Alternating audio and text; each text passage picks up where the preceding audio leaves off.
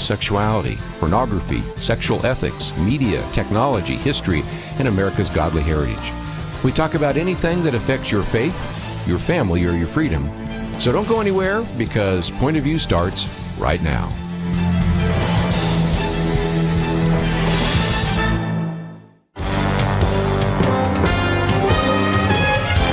Across America, live, this is Point of View.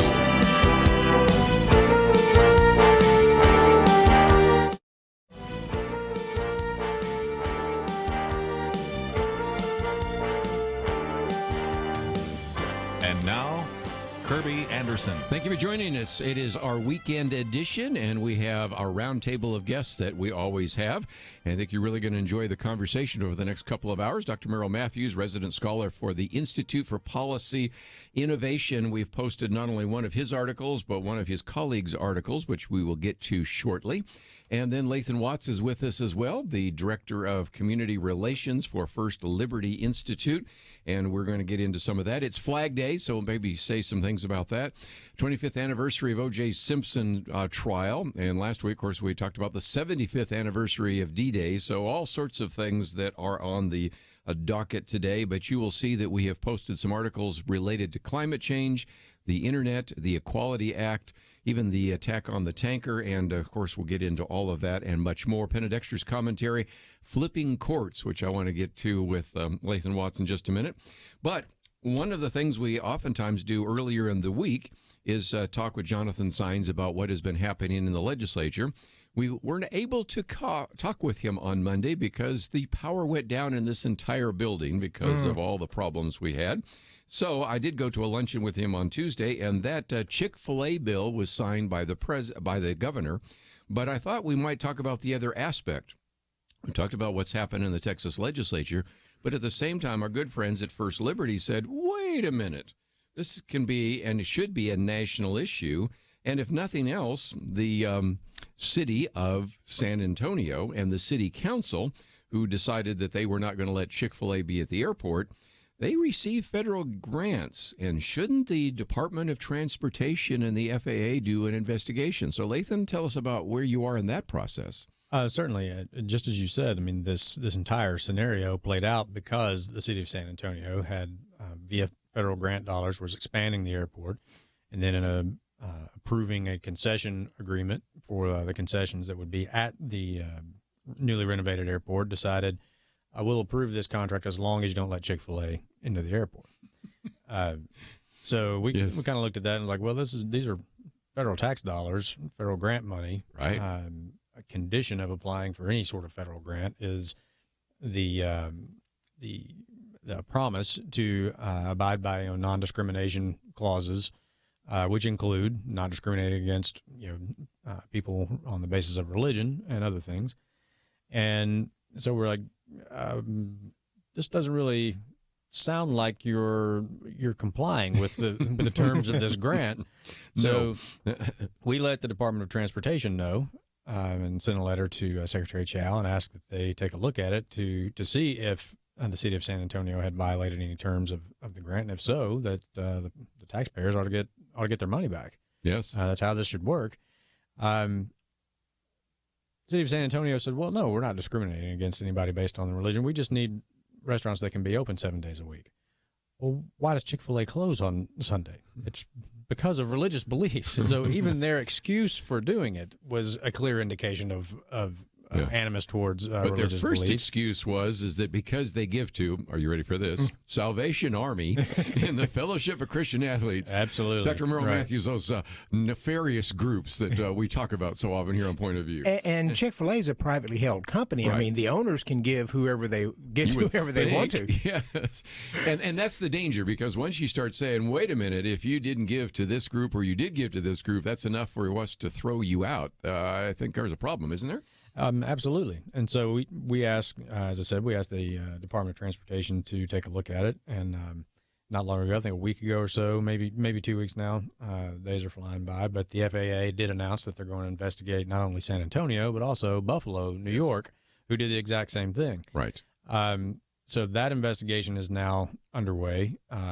We at First Liberty also asked via public records request for any and all communication from the city staff and the city council regarding this issue, just to see if there might be any information that would be pertinent to determining whether or not they had actually done this out of animus towards the religious beliefs of the owners, or some perceived discrimination by giving to such derelict groups as the Salvation Army and the Fellowship of Christian Athletes.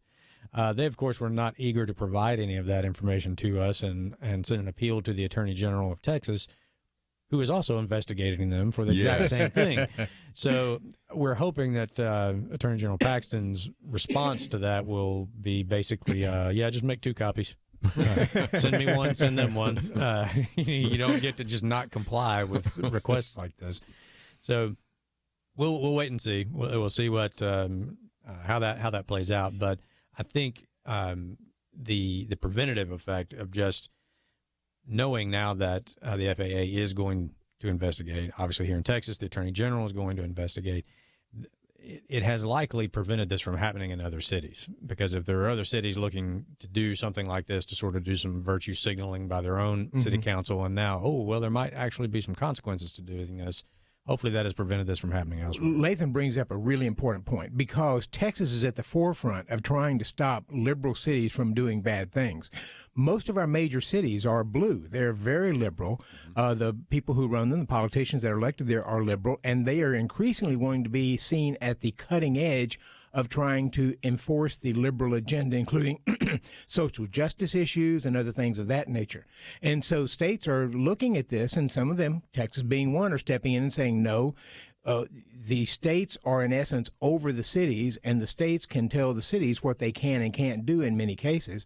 And so this is actually something that's coming up, and I think we're going to find it a very interesting development in the future as more and more cities begin to say, let's impose a bathroom bill. Right. Let's do other types of climate change or other types of things. The states, the cities, the large cities do not want the states interfering with them unless they've messed up their pension plans, in which case they go running to the states and say, please bail us out for messing up the pension plans. Good line. And again, one of the things that I've heard from somebody just this week who used to be in a congressional office and now works with Texas Values is, so often they would say, well, what's Texas doing about this? In other words, they recognize that. And just to make your point, even after all of this pushback, you would think that there would have been somebody in the city council say, maybe this is not a good idea. It's not reflecting well on the city council in San Antonio. So they had a motion to recommit. And it lost too. This is called doubling down, right? And you've seen this before at First Liberty, haven't you? Absolutely. We see it all the time with city councils, with school boards, where we basically show up and explain what the law actually is, and just ask them to respond. And a lot of times they dig their heels in, and we end up having to go to court, and they have to learn the hard way sometimes. We've seen that before, haven't we, Dr. Merrill Matthews? We have, doubling down, and they just don't learn because they want to be perceived as leading the pack on social justice issues. Yeah. Well, when we come back, I do want to get into a couple of other issues, but while we're talking about doubling down, maybe I'll get your comments after the break, because I saw the other day that Baronelle Stutzman, who is the woman in Washington State, you would think after the decision in favor of Jack Phillips, that when this case was brought back to the Washington State Supreme Court, they go, I guess we made a mistake. But I got the sense that, nope, they're doubling down on that as well. Well, we'll talk about all that, get into the issue of climate change and a couple other issues, all that coming up right after this.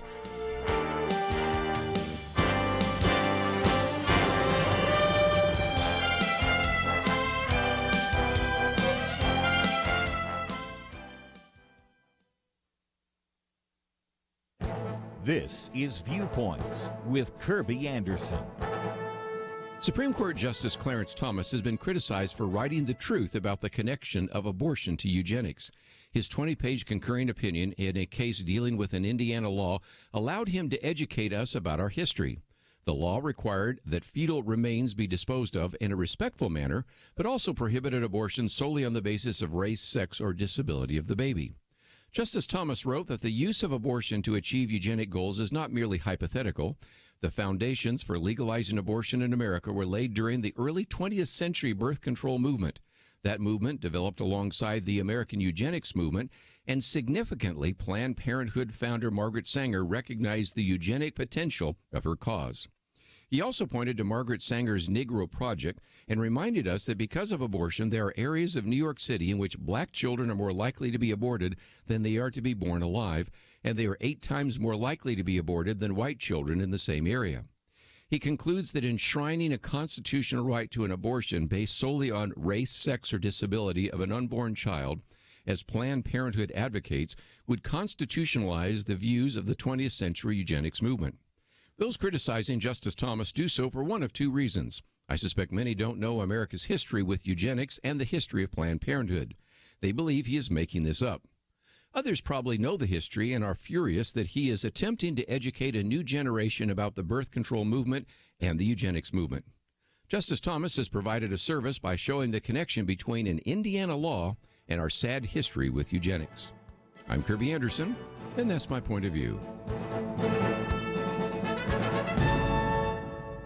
For a free copy of Kerby's booklet, A Biblical View on Socialism, go to viewpoints.info/socialism. That's viewpoints.info/socialism.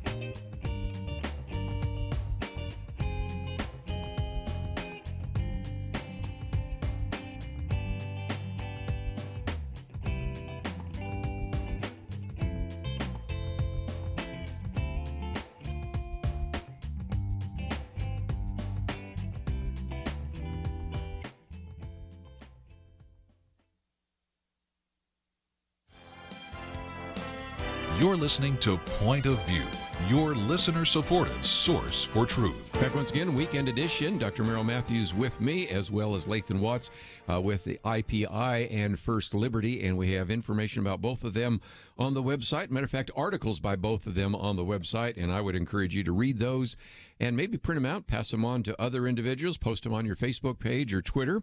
And before we get into some of those articles, Dr. Merrill Matthews, let me come to you for just a minute. Sarah Huckabee Sanders. Mm-hmm. You know, those of us that have been in Washington, D.C., or you've been to the press room, you realize it's not for the faint-hearted.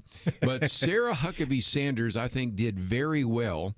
And the other day when I was with Mike Huckabee, somebody said to him, "How is it that your daughter is so aggressive?" And Mike Huckabee said, "Have you met her mother?" But she has been able to hold her own. And in a day when you've had so many people in the press criticizing her and vilifying her, I thought might just for a minute talk about what a difficult job she had to do and how I think she did a very good job. I think she did. I think she's been one of the best press secretaries I've seen in a long time. I mean, she's just been very good in, as you said, in sort of a difficult situation. This administration is probably more challenging than some, Yes. just in the various things that go on. And she always seemed to be that calm, steady hand that sort of smoothed over the bumps and made things look reasonable and appropriate. And so I'm in mourning. I'm sorry to see her go. Yes, and she's going to Arkansas maybe so that she can get away from all the pain. You know, just going to Arkansas and hitting herself with a hammer all day is probably going to be easier than what she's had to do with Jim Acosta and that. But Lathan, if nothing else, you've watched her perform. And again, I think she's done a good job. And I'm sad that the people in the press can't acknowledge that she's done a very good job.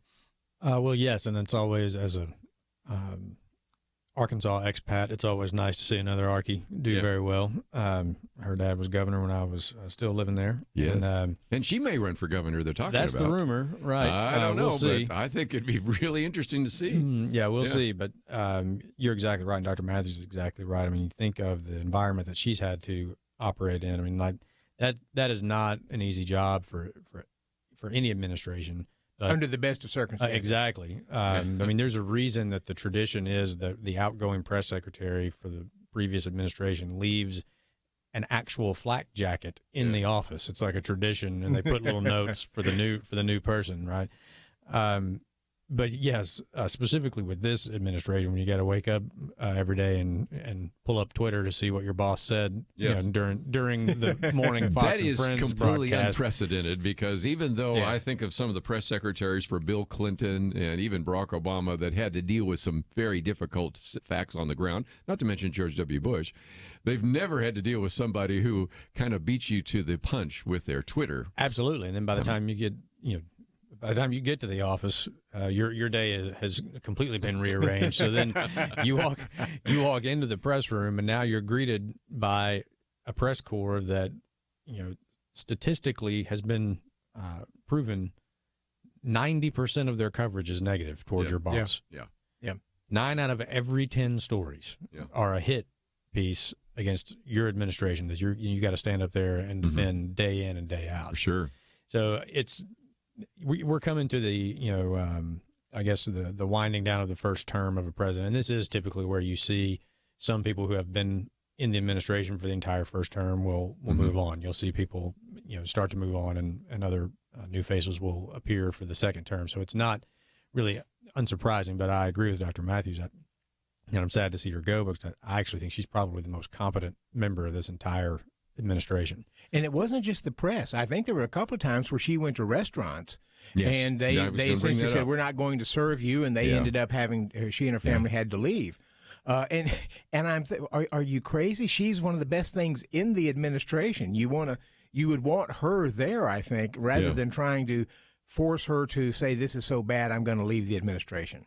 Well, again, 2 years, and we wish her well, and we'll see what happens afterwards. But again, heading back to Arkansas, and we'll see how that is going to play out. And I thought the president did a very good job of saying some nice things about her and her husband, and even saying, we're going to try to talk her into running for governor. So we'll see whether or not that actually takes place. Well, I hope this isn't the last we've seen of her. I sincerely doubt it now. She's got some visibility that might be really good. Well, one of the booklets that we make available here is this booklet on climate change. Also, of course, you have the article that came out recently on that subject. And so, Dr. Merle Matthews, this is another place where I think people don't understand what's taking place. And this is why I think Point of View does a good job, because they hear, if they are reading the New York Times or the Washington Post or even hear CNN, saying that the president is trying to undermine the science of climate change.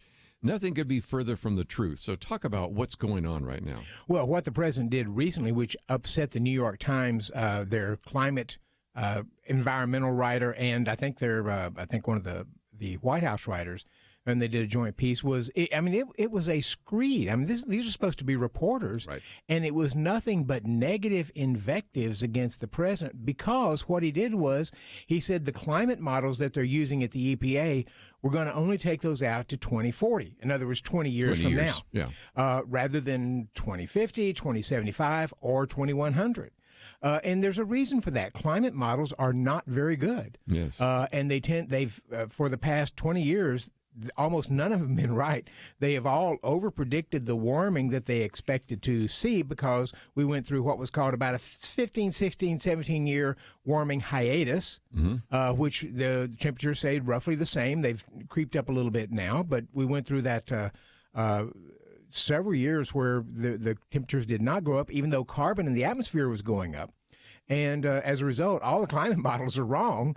And what they're doing, there's not a lot of disagreement about some of the things. Carbon's moving. The Earth has been warming. Earth's been warming since the last ice age. That's why we're not in an ice age anymore. Those things have been happening. The question is, what effect does man have on this? And it's and man's use in carbon input and so forth. But what the media want to do is they want to take climate models that look out for 50, 75, or 100 years and see those as fact. And they always take the worst, because in models, the worst one. There's a range here. They always take the worst one and then say, we're all going to die here really soon. And Alexandria Ocasio-Cortez believes we're all going to die in 10 years. In 10 years. So the president just said we're going to limit that a little bit, and that just sent these people, New York Times people into a frenzy. Well, if I can quote you here, you're sort of sounding like Donald Rumsfeld for just a minute here, because you say climate modelers can't know what they don't know. Remember when he used to say about the known unknowns and the unknown unknowns? And that's what you're saying here, because you say there are likely geological, chemical, and biological factors, forcing mechanisms, in the words of climate scientists, and basic physical interactions that modelers are unaware of and therefore cannot account for, because they predicted. And believe me, when I was at graduate school, we saw the carbon amount going up, and we saw that that would lead to more warming, and it did not. I'm beginning to say that carbon in the atmosphere is not the cause, it's the effect. Right. As the Earth warms, 3/4 of the world is water, and it just bubbles off just a little bit more carbon dioxide. It may be the fact that it was turning warm and the carbon dioxide went up, but having put myself through graduate school doing computer models, I know that the model's only as good as the facts that you have on the table, and it was hard enough for us to model forests and acid rain. It's just out of the ballpark to try to figure out everything in this biosphere, and the climate modelers honestly say, we don't know all the reasons why this isn't going the way we thought it was going to go. One of the things that have a major impact are the ocean oscillations. Here in the Texas area, we know about El Nino, La Nina effect. They have a big effect on the Southwest when we're in an El Nino, light El Nino right now, and it's making us cooler and wetter than normal. And it does just the opposite in Australia. Yes. It's out in the equatorial Pacific. There's a lot of those oscillations. There's the Atlantic multi-decadal oscillation. There's the Pacific decadal oscillation. There's oscillations all around the world, and they all affect the climate. And scientists will tell you they don't know when it's going to switch from one to the other. It varies, and they can't predict it, but that's a major impact. And that's just one of the things that says climate models have some problems because there's just so much we don't know. If you can't predict what the weather's going to be on Sunday, what are your chances you're going to predict what the climate is going to be like in 2070? And I think that's why they're saying, let's cut it back to 2040, because even 20 years is a little bit of a shoot in itself. But let's come back and take a break for just a minute, because one of the other things we talk about in the booklet, and also George Wills talked about, are all the false alarms. You mentioned a few of those, and I thought for just a minute, for some of our younger audience, they weren't around when Paul Ehrlich and George Wald and some of these were making these outrageous claims. So when they hear Alexandria Ocasio-Cortez, they go, we only have 10 years left. No, we've been down this road before, haven't we? So we'll talk about that and continue our conversation. By the way, if you'd like to join us, 1-800-351-1212. A lot more to cover. We'll do that right after this.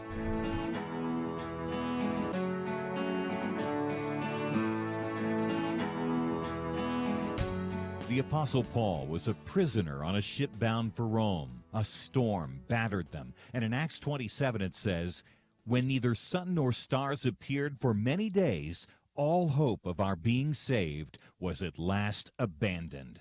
Perhaps events in America have left you feeling at a loss. But listen, a sound of change is echoing. 10 states have passed laws to slow or stop the killing of children. The Supreme Court has defended religious liberty. The economy has been growing, unemployment dropping. Our nation still faces countless challenges, but what you do right now can help bring morning again to America. Your investment in Point of View's fiscal year-end campaign enables the light to shine brighter. And we've already had friends step up with a $10,000 matching challenge. Every dollar you give will be matched, doubling your impact. Go to pointofview.net. Pointofview.net. Click on the banner that says Morning in America. Or make the most generous investment you can at 800-347-5151. 800-347-5151. Point of View will continue after this.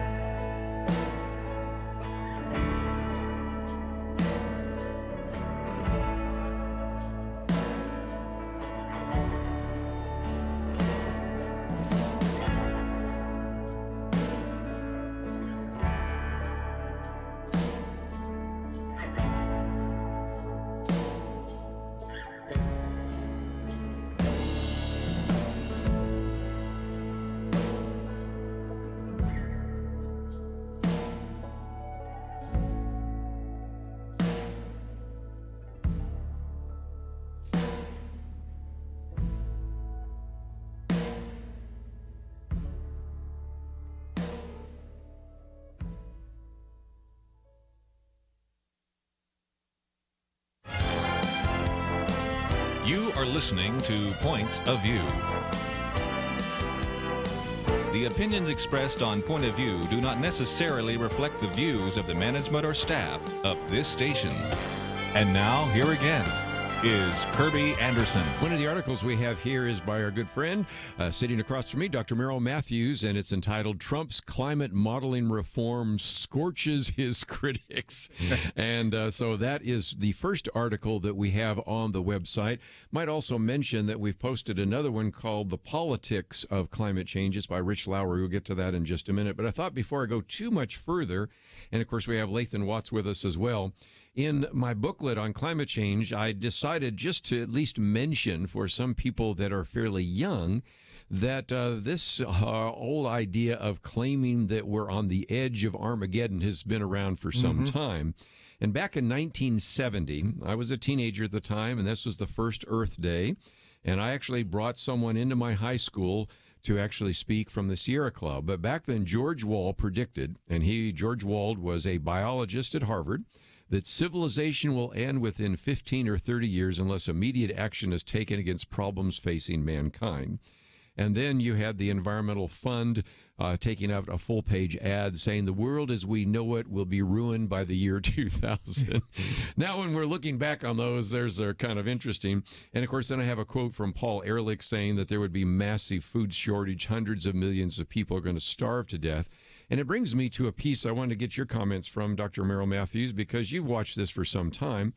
And George Will wrote about the fact that there have been people doing an evaluation of this from the Simon Abundance Index at the Cato Institute. And he said, well, that's because there's a man, and you know who I'm talking about, Julian Simon, yeah, who actually had a bet with Paul Ehrlich. He did. And Paul Ehrlich was at Stanford, and he, in his book Population Bomb, predicted hundreds of millions of people would starve to death. And Simon actually put on a wager and said, you pick any 5 commodities, and I guarantee that at the end of the decade, from 1980 to 1990, those will all be cheaper. And Ehrlich picked the 5 metals, and all 5 of them were cheaper in 1990. So the point, and so that's why it's called the Simon Index.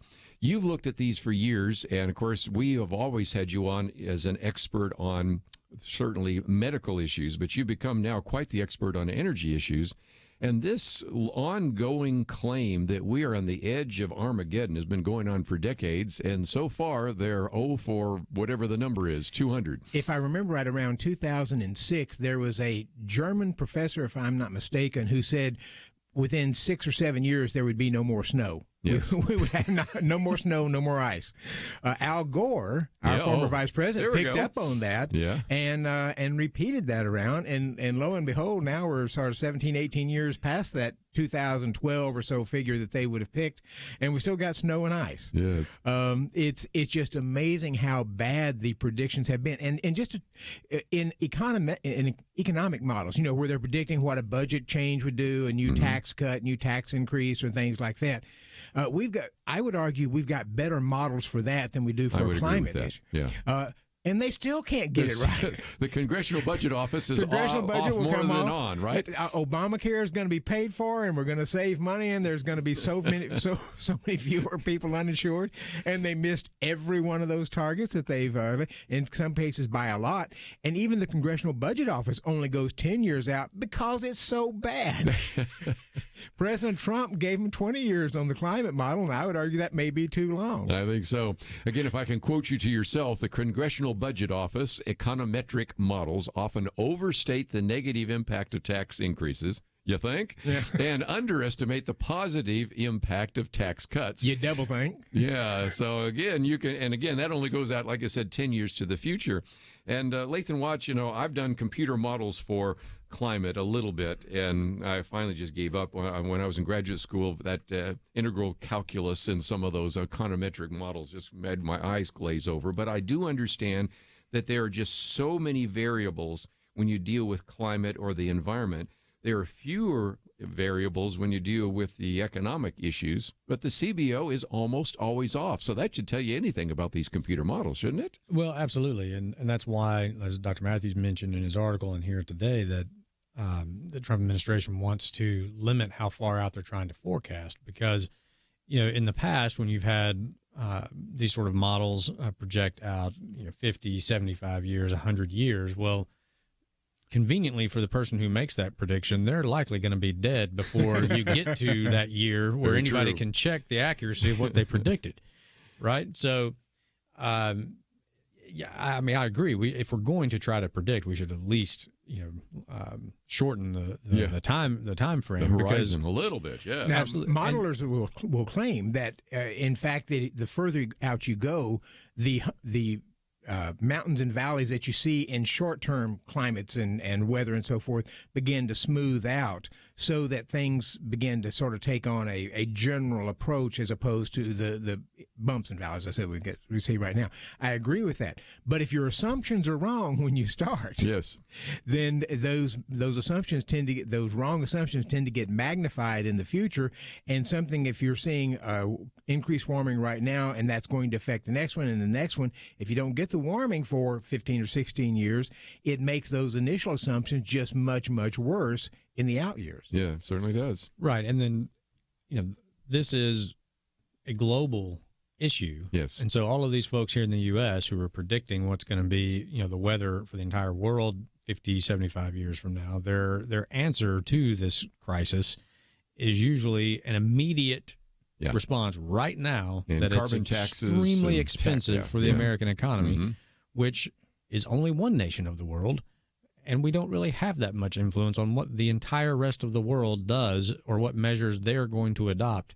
And so even their own models and their projections and their own analysis of their so-called solutions, it usually comes down to, an infinitesimal reduction in the overall problem over decades at a very, very expensive bill for the American economy. So unless you can accurately predict 50 to 75 years from now that the entire world will do the exact same thing that we're going to do today, that you're demanding we do today to solve this crisis for the next 100 years, I'm not really so inclined to go, spend a whole lot of my tax dollars on it. You get the whole world on board, okay, I'll listen. But until then, why don't we everybody just kind of calm down for a little bit. And in my booklet here, I say, what country leads the world in total CO2 emissions, in reducing the total number of CO2 emissions, United States. Yeah, and people don't even know that. Which nations actually produce the greatest amount? Guess which ones those tend to be? Those are ones with billion populations. Yeah. And it turns out that for every ton of reduced CO2 emissions in the United States, China and India produce 10 times more every year. So like you said, first of all, the best estimates are that 0.13% of the degree Celsius would actually be affected by some of these draconian measures. But second of all, can't get India and China on board. That's 1.6 billion and 1 billion. So, that's almost half the population of the world. You get them on board at least nominally. They'll say they want to be on board. Yeah. And China is increasing its purchase of liquefied natural gas to try to help replace the coal and so forth. But it's going to be a long time before you get the other countries. And in these world agreements that come up, it's the burden is put upon the large countries, and what they want is essentially want those large countries to take a lot of money and give it to the small countries, which is why they're so supportive of it. Yeah, so it's redistribution. And again, just one more point. We'll take a break, and then we'll come back and talk about what this means politically, because Richard Lowry has some comments about that. I want to get your comments about how that's become kind of the mantra for many of the Democratic candidates. But back to the point you're making. I'm always being generous, but the mantra of the Democratic Party. But I just, again, in this little booklet, Bjorn Lomborg, who is an individual that's well known because, of course, he used to be with Greenpeace and wrote the book called The Skeptical Environmentalist, actually put together what he called the Copenhagen Consensus and brought together all sorts of economists, most of whom, a very significant number of them were Nobel Prize winners and all the rest, and then said, okay, look at all the problems in the world, and let's do a cost-benefit analysis. And the one at the top were things like providing vitamin A capsules, zinc supplements, digging wells, mosquito nets. And at the very bottom of the list, the one with the biggest bucks but the least bang, climate change. And so, again, if you're looking for ways to solve world's problems, that one just does not even register in terms of cost and benefit. But let's take a break because, as you already alluded to, the climate trap for Democrats is what Rich Lowry talks about. And I've got some politically oriented individuals here. What's this going to mean? Because if you, again, do surveys, a number of Americans say, yes, I think climate is an issue. Then you ask, are you ready to actually bite the bullet and enact some of these policies? Oh, no, I don't want to do that. Yeah. But and so I want to think about how this helps or hurts some of these Democrat candidates, because we've got a debate coming up here. We're going to hear from, 20 of them. A few are upset that they didn't get in, but we'll talk about that right after this.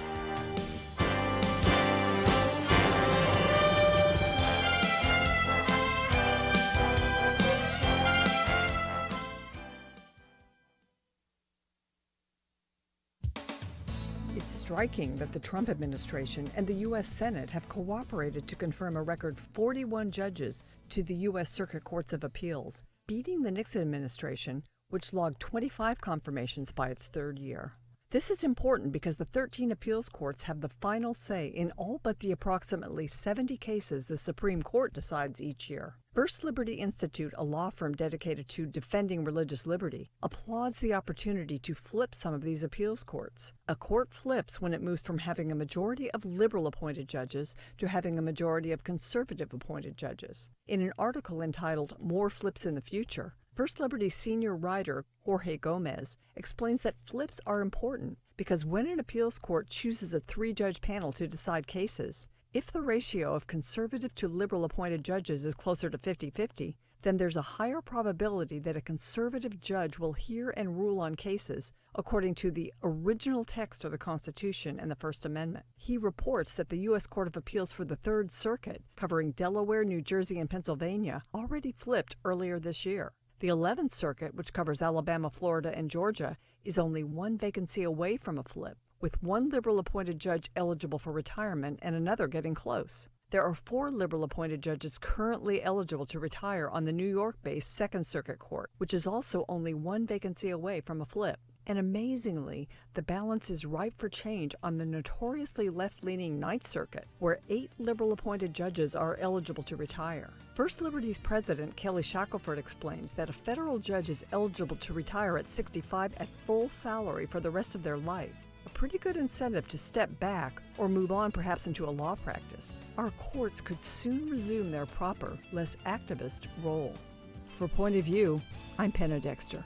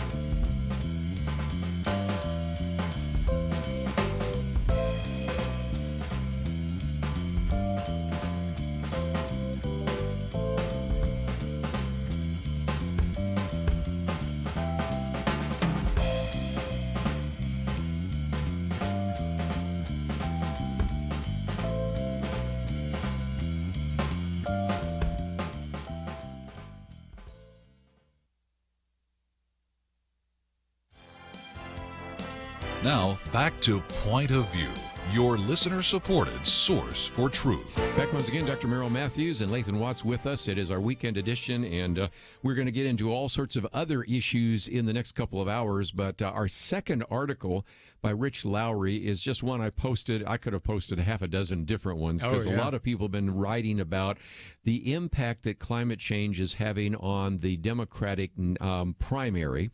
Because we have these Democratic presidential candidates. 20 of them are going to be involved in a debate, and we're going to certainly try to do our best to try to cover some of the things that are said. But I love how Rich Lowry in his second paragraph says this. Polls show that the public is worried about climate change, but that doesn't mean that they're any more ready to bear any burden or pay any price to combat it. And I found, Dr. Merrill Matthews, since you've certainly done the research here, that most people think that just by waving a wand, maybe believing in Al Gore's inconvenient truth, that this whole issue of climate change will be addressed. And I think, as we illustrated just a minute ago, any kind of serious action would have a devastating effect on our free market economy and have very little impact in terms of the change in the climate, apart from even what we do. And people think that because the Democratic presidential candidates and Democrats in general keep saying that it would be easy to shift over to a carbon neutral society, and that those statements keep getting echoed by the press without any real criticism or analysis. Yes. It's amazing. But you see this all the time. Jay Inslee, governor of Washington, running for president, Democratic nomination, said on National Public Radio here a week or so ago, he said, we need to go to electric vehicles because electric vehicles release no carbon. Well, how do those electric vehicles get their electricity? I know. It's just, maybe there's some hydroelectric power in the state of Washington. Okay, I'll give that. But everything else is carbon burning, right? It's about 62%, I think, of electricity generation comes from fossil fuels. Right. We got a good percentage of it comes from nuclear power, but they don't want that. They don't want that. Yeah. A good bit of it comes from hydropower, as you suggest, but by and large, they don't want that because that means dams, and they don't want dams being built. So. It's just unbelievable. You may make the case not doing it. You may make the case that electric vehicle releases less carbon, but it gets its electricity by and large from fossil fuels. So the things that these people say, it's just bizarre, and they keep saying them, and the press won't hold them accountable to it. Well, somewhere along the line, Lathan, we've got to have some sense of this. If for no other reason, then one of the things I've said to our listeners many times is don't look at what they say, look at what they do. If climate change was the existential threat that it was, then the people that are calling for radical change probably would already model that in their lives. And most of these people that are calling for radical change have a carbon footprint a lot larger than anybody around the table, right? Al Gore's house is a lot bigger than mine. A whole lot bigger. Yeah. And they're all flying everywhere all the time. Yeah. I've never seen the inside of a private jet, but something tells me Al Gore wouldn't recognize the inside of a commercial airliner by now. And that's the bizarre hypocrisy here, because when you go to Davos or something like that, you've got the private jets all lined up at the airport, the limos taking people to their penthouse suites, and then they come in and say, we've got to be more efficient and we've got to cut back on carbon. And they're just, when I was in Washington all the time, I took the metro frequently. That's the subway there when I could. Never saw Al Gore on that thing. Well, and here's another one. We looked at their carbon footprint. Here's another one, and that is first, you remember Beto O'Rourke? He's kind of fading right now. Yeah. But a while back, he put out his plan, and Dr. Merrill Matthews and I talked about that, and it doesn't even try to get to the point of carbon neutrality till way past the goal and the horizon being provided right now by the Trump administration. So I called it kind of the pale green New Deal, or the light green New Deal, because it was light. Well, then Joe Biden just put out his, and it's the same thing. Oh, it's all the same thing. If indeed this is the existential threat, you would think somebody that's got at least a little bit of brain power would say, but your plan doesn't even go into effect until 2040, and you don't expect any kind of significant change until 2050. And yet you've got somebody in Congress, Alexandria Ocasio-Cortez, say that we're all going to be dead in 12 years, right? So somewhere along the line, the politics just doesn't work in the future, does it? Unless you just like emotions and you don't like logic, Well, there's that. Yeah, I mean that's an answer for a lot of things. Yes, but again, it gets back to what we said even about the models. Yeah. So if you're gonna put a proposal out and you can claim this is gonna fix things 40, 50 years from now, if we fund it and do it right now, well, the convenient thing for Joe Biden would be, even if he's elected president, Yes. Once he finishes curing cancer, by the way, which that's his newest promise. I'm so glad you brought that that up. Yeah. he would be long out of office before the supposed cure for this global crisis, in his plan, goes into effect. So there could be no accountability for him, and all of these plans, they forecast things out so far, but you got to act right now. You got to raise the taxes, or if you're the AOC and the Green New Deal, we got to completely get rid of air travel. So I'm not sure how they're going to get to Davos next time, unless they're planning on building a really long bridge for these electric cars for the train. Yeah. Yeah, it's utter nonsense. And you have the environmental groups changing. They used to be for ethanol. The environmental groups. That's a good point. They've actually turned against these now, and I saw a piece this morning for a good reason, by the way. Yeah, we'll get into that. Reason. Yeah, we'll talk about that. They release a lot of carbon doing that. Yeah. But apparently the environmental groups are teaming up with the oil companies to criticize President Trump's effort to try to move to what we call E15, ethanol 15% in the gasoline, because so many engines can't do it, especially outboard motors and things like that can't use those at all. They'll have a warning on those. Don't try to put that in there. You got to use straight gas. It's Well, let me just bring one more issue, and that is we have a debate coming up here, and I certainly want to get your roundtable comments about that later, but I think any wise interviewer, moderator, it's even if he or she does not have a follow-up question saying how are you going to pay for this or how effective it's going to be, don't you think that at least one of the other candidates is going to say, you say you're for climate change, Beto O'Rourke, but your plan doesn't even do anything till 2050, or Joe Biden, or maybe some voice of reason in there just says, do we even have a chance for any of this to take place? It'll be interesting to see how hard they come at each other as far as their respective plans, because there are so many similarities between them. So it's kind of like, like when you're in kindergarten and the teacher says, if you're pointing the finger at somebody, there's three more pointing back at you. So it's going to be interesting to see how they decide to attack each other's plans, because there are so many similarities between them. But there's no similarity between those plans and reality, Dr. No, Merrill there Matthews. is no similarity between the plans and reality. I mean, this is it's crazy. Bizarre. Well, if nothing else, we just wanted to tell the truth. And I've like Dr. Merrill Matthews and Lathan Watts and everybody else, I'm just frustrated that the press don't hold them accountable and do some quick analysis of what these plans will or will not do. But nevertheless, that's one of the reasons we do Point of View. And I might just mention we're going to be going to the National Hour in just a minute, but we do have on our website today the banner that says Morning in America. You might remember that. That was a theme for Ronald Reagan back in the 1980s. But in some respects, looking at the economy, looking at these judicial appointments, is a little bit of deja vu. So we wanted to talk about some of the positive things happening. Many of you probably have already received an email from me just encouraging you to give before the end of our fiscal year. And we also have a matching fund. So even as we go to a break, you might click on that button that says Give Now. That means your gift of $100 becomes $200. That's a pretty good deal. Double your money. So if you can help us out, feel free to go to the website, pointofview.net. We'll be back with Buddy Matthews and Lathan Watts right after this.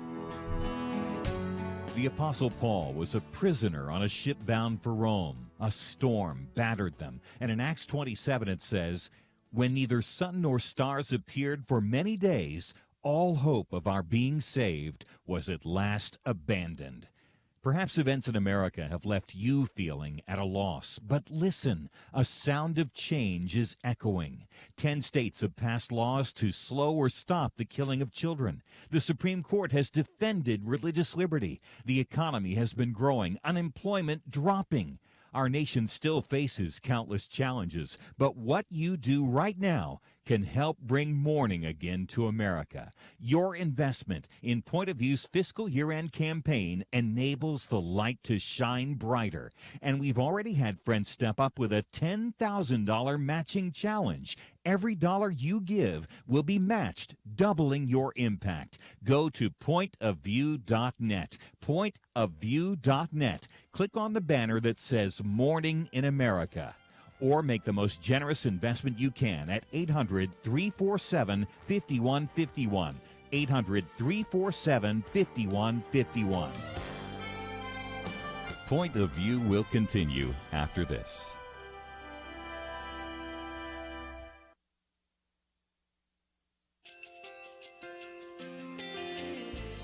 I just want to thank you so much for all the wonderful programming you have. You're just absolutely fantastic. I recently started listening to Point of View, and I really found it interesting because of the different subjects you cover. Thank you for that. I really appreciate everything that you do in keeping us informed. Thank you, Kerby, for everything that you have been doing. I appreciate all the work that you're doing, advocating for the Word of God. Thank you so much. Point of View, I think, is absolutely necessary because it's a Christian perspective, a biblical worldview perspective, and receive very current, up-to-date information about what is really going on, week to week in our culture, which is changing so rapidly, and yet it's morally sliding backwards. Yeah, I'm just, first of all, I thank you guys. Y'all's program is wonderful, and enjoy it every day. I learn so much every time I listen to it. Point of View Radio Talk Show.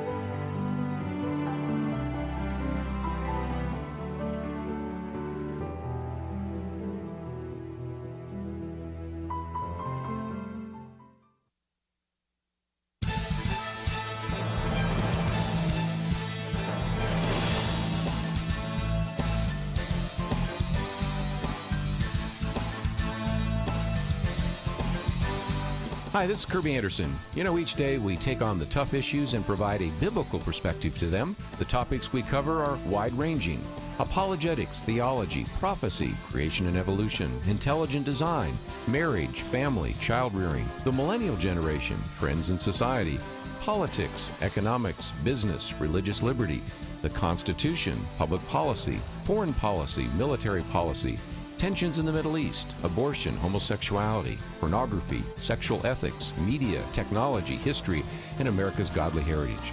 We talk about anything that affects your faith, your family, or your freedom. So don't go anywhere, because Point of View starts right now.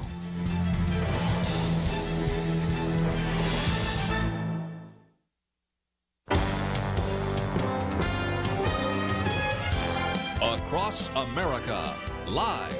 This is Point of View.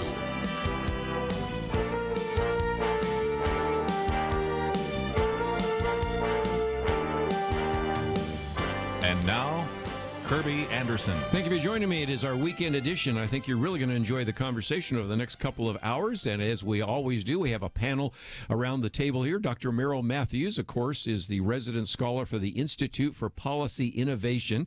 We have one of his articles here, another article we're going to talk about in just a minute by one of his colleagues and others. And then we have Lathan Watts with us as well, and he is the Director of Community Relations for First Liberty. And we also have one of his articles about the Equality Act. So lots to cover. First of all, it's Flag Day, and I would certainly encourage those of you that don't have a flag outside of your home to do so. Got mine out. Matter of fact, if some of our listeners in Pennsylvania and New York, I think those are the two states that actually have a holiday on Flag Day. I wish a lot more of us did that, because I think that's really important. So that is today, but let's, if we can, talk about a couple of other issues real quickly before we get into the big heavy issues. One, Sarah Huckabee Sanders stepping down. Now, this is a woman that I think has done a very good job in that office, communication, press secretary, all that is required. Probably had a yeoman's job, because it's always been difficult to be a press secretary, whether for Barack Obama or all the way back to Bill Clinton. You can imagine all the things you had to deal with there. But you never had to deal with a president who in the morning would send out a tweet that would change your life, right? That's right. And, you know, the president also had Sean Spicer, remember? That was his first press secretary, and that became must-see TV, because you... You never know who was going to come up with the craziest thing, the president or Sean Spicer. And he became a standard on Saturday Night Live. Oh, boy. Spicy. And then the president got in Sarah Huckabee Sanders, and she just brought in such a calming effect on this, and just made the office press secretary so much more. It was just very good. I'm very, very sorry to see her go, and the president sort of 0 for 1 on. Yeah, but again, she wouldn't let the other people get the best of her. And a while back when I was with Mike Huckabee, he said, I oftentimes get people asking the question, how is it that Sarah Huckabee Sanders is so tough? And his answer is, have you met her mother? But nevertheless, going back to Arkansas, and Lathan, you used to live in Arkansas. And as a matter of fact, I think when you were there, wasn't her dad the governor? He was. Yeah. He was. And, so I'm always proud to see another Arkie do well. Yes. But, I honestly, and not just because she's from Arkansas, but I actually do think she, so far, has been probably on a day in, day out basis, the most valuable member of the Trump administration, and likely the most competent in her job. And that's not to say that the rest aren't. But this is a tough job. If you look at what she's doing, your president. Yeah, exactly. You look at what she's doing and how well she's doing it, and the fact that it happens she's in there every day, multiple times a day, and the amount of pressure that she's under, to never miss a beat with. Like you said, you wake up every morning and check Twitter to see what your day's going to be like before you get to the briefing room. And you're dealing with a press corps that is unprecedented. Unprecedented in its hostility towards the president. Right. The press is, if they're fulfilling their real role in our culture, they are supposed to be holding people accountable. Right. It's an interesting point, because not only are they unprecedentedly hostile to this president, they were unprecedentedly in love with the last president. Exactly. the stats bear it out. 90% of the coverage of this president is negative. 9 out of every 10 things they write or broadcast is an attack on your boss if you're Sarah Huckabee Sanders. So think about, just the overwhelming odds and how she consistently beat them on a day in, day out basis, beat those odds. And I think part of the reason that Trump probably selected her and was as happy with her as he has been is that I don't know if she came by this naturally or followed his lead or whatever, but she doesn't let anything go. No, she doesn't. Every attack is responded to. If it's inaccurate, she points it out. She lets nothing go, just like her boss doesn't seem to ever let anything go. But, which would be better sometimes. Occasionally, you'd like the boss to. She takes on a fight sometimes. I'm thinking I would have let that one go. Right. But again, at a time when the press is so critical of her, and have she said some things probably she shouldn't have said? Of course, all of us do. And the heat of battle, can you imagine? She comes from the Lathan Watts school of one-liners anyway. She jings those in pretty good. And maybe later she thought, probably shouldn't have said that. But, that's the toughest job along. And I just thought, if nothing else, we had to give her some props for what's been going on. I agree. Yeah. Once you get past, and this is really true of any press secretary, once you get past the president and the vice president in any administration, the press secretary is the most visible and recognized member of an administration because they're there every day answering those questions on camera live. Yeah. Well, she's going back to Arkansas. Some people suggest she might be governor, so we'll see. Her dad was governor, so you just never know. So we've had worse, I assure you. Yes, you have. Yes, Bill Clinton was one of them. Exactly right. And even the person that preceded Mike Huckabee, we can talk about that as well. But just before I take a break, let me just mention also 25th anniversary of the O.J. Simpson trial. And if nothing else, Dr. Merrill Matthews, it just gave me an illustration back when we were doing broadcasts, because you were here as well as I was as well, that when somebody would come on after the trial or even during the trial and say, well, I like that verdict, I could almost guess what their ethnic background was, or they didn't like the verdict, because you could really see a very stark difference between black and white, even 25 years ago, because of the verdict of the O.J. Simpson trial. And that trial went on for so long, televised, so many twists and turns in there, especially when he put the glove on, the glove wouldn't fit, and things of that nature. And then you had, I think, civil suits after that, and then O.J. eventually had to go to jail for another thing he was involved in Las Vegas, had to do with sports memorabilia and other things. So, and he's out now. So yes, he's out. But anyway, it just illustrated again some of the divide that we now talk about here on Point of View. It was a sort of a very big moment in the culture, because I think ever since then, the press really, because of the wall-to-wall coverage of that trial, because of the celebrity factor with O.J. Simpson and almost unprecedented salacious nature of what happened. Now we it take really it for was. granted. Yeah, and they've been looking for a case like that ever since. And so you see lots of now, is this the trial of the century or whatever? And Brett Kavanaugh, maybe that was one of them where they were trying to do something like that. Yeah, but even in what. Rather routine criminal matters, if there is some sort of angle that can be blown up, they will look to do it. Yes. And I think it really all goes back to that trial. It was the first time we really saw that.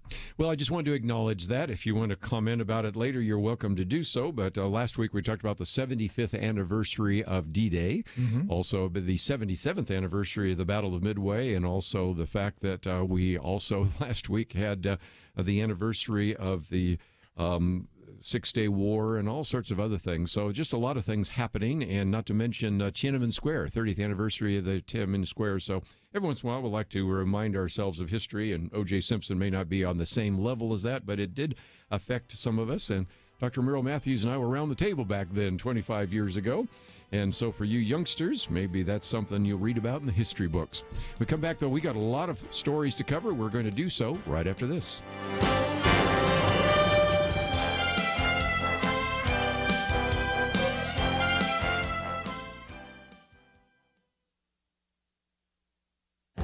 This is Viewpoints with Kerby Anderson. Supreme Court Justice Clarence Thomas has been criticized for writing the truth about the connection of abortion to eugenics. His 20-page concurring opinion in a case dealing with an Indiana law allowed him to educate us about our history. The law required that fetal remains be disposed of in a respectful manner, but also prohibited abortion solely on the basis of race, sex, or disability of the baby. Justice Thomas wrote that the use of abortion to achieve eugenic goals is not merely hypothetical. The foundations for legalizing abortion in America were laid during the early 20th century birth control movement. That movement developed alongside the American eugenics movement, and significantly, Planned Parenthood founder Margaret Sanger recognized the eugenic potential of her cause. He also pointed to Margaret Sanger's Negro Project and reminded us that because of abortion, there are areas of New York City in which black children are more likely to be aborted than they are to be born alive, and they are 8 times more likely to be aborted than white children in the same area. He concludes that enshrining a constitutional right to an abortion based solely on race, sex, or disability of an unborn child, as Planned Parenthood advocates, would constitutionalize the views of the 20th century eugenics movement. Those criticizing Justice Thomas do so for one of 2 reasons. I suspect many don't know America's history with eugenics and the history of Planned Parenthood. They believe he is making this up. Others probably know the history and are furious that he is attempting to educate a new generation about the birth control movement and the eugenics movement. Justice Thomas has provided a service by showing the connection between an Indiana law and our sad history with eugenics. I'm Kerby Anderson, and that's my point of view. For a free copy of Kerby's booklet, A Biblical View on Socialism, go to viewpoints.info/socialism. That's viewpoints.info/socialism.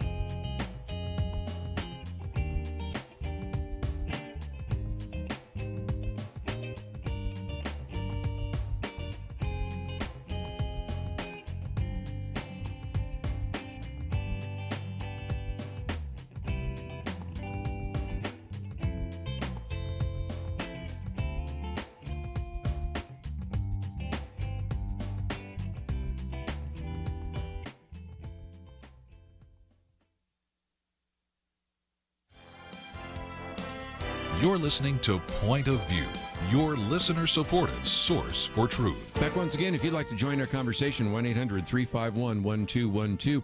It is our weekend edition. We were talking about some of these anniversaries, and Dr. Merrill Matthews, one of the things that I get so frustrated with the way sometimes even the Christian media, but especially the secular media, they'll cover a story and then they'll move on and never come back to it. So we're going to come back to a story, and that is a year ago at this time, the FCC decided to pull all of these net neutrality rules, which had been implemented under President Barack Obama. And the FCC then. Yeah, and the FCC back then. And I think it's important to point that out. And so as a result, there was so much fear created.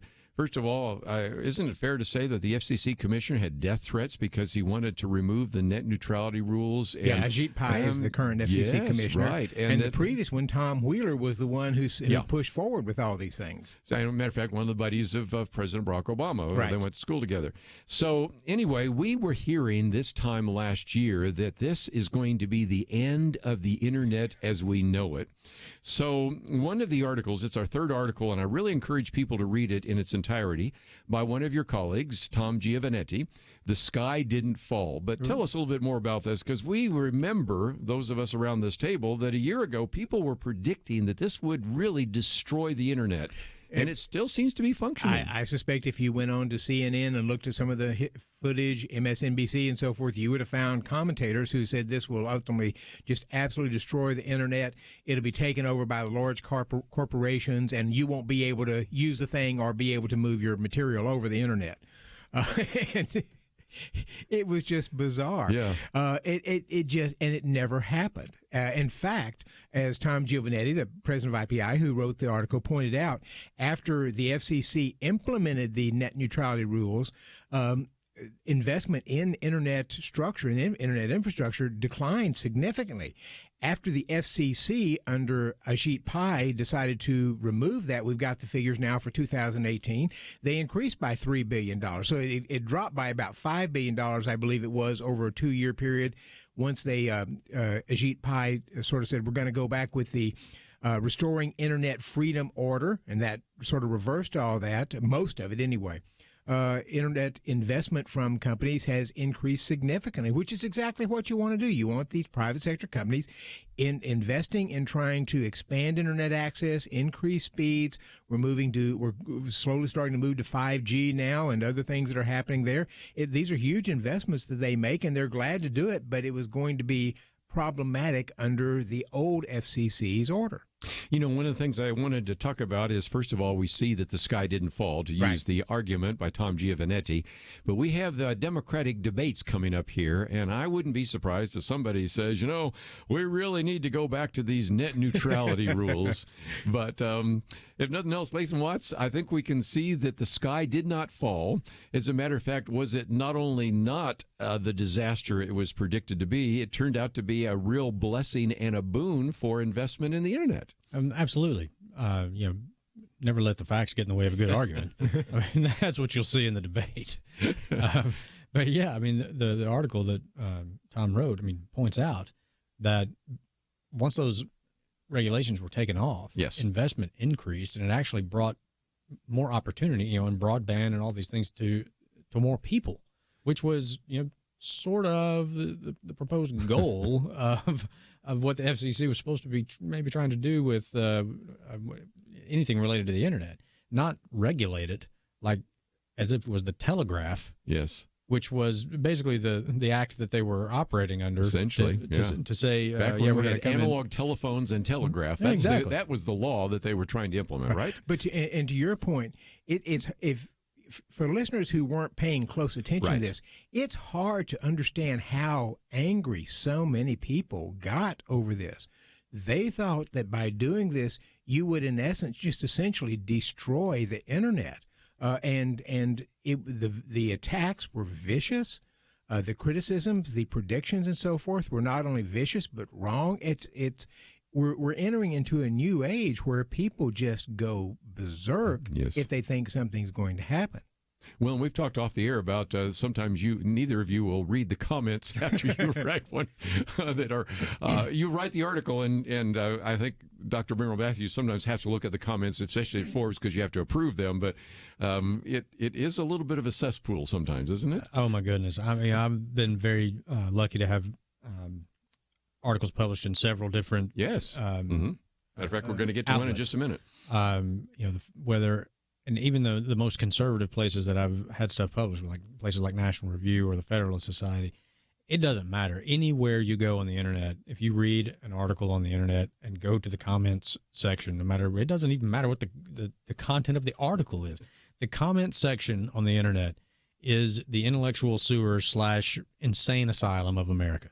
I mean, it is literally, it does not matter what the article is. The people who populate the comment section are just hair on fire crazy. Yeah. It never ceases to amaze me. So it is my number one rule of being published is just stay away from the comment section. There's nothing good can happen from venturing into that world. And people like Ben Shapiro and David French and some of those obviously do, because I'll see them post something where they respond to it. I'm going, I don't even know it's worth the time and effort to do so. But well, one of the places where I'm a contributor, I said, can you give me the thing so I'm sort of able to go in and comment on these things? And they said, we discourage you from doing that because these people are crazy. These are crazy. I do want to get the Equality Act. We'll do that after the break, because one of the articles we posted, the 5th article, is about the attack on the tanker, but it relates to something that you just ran into, because you wrote a piece the other day in which you were saying that even though there's a rattling of the swords, there is actually no real spike in the price of oil. But that led to all sorts of bizarre comments in that particular. So talk about that for a minute. Yes, I had a piece published in The Hill, and the title was Iran can rattle sabers, but not oil prices. And it starts out by saying Iran's been rattling sabers lately. The Trump administration has been rattling them back. That's when it was suggested maybe we'll send 10,000 troops over there, or maybe we'll just do 1,500 or something. So there was some tensions going on there.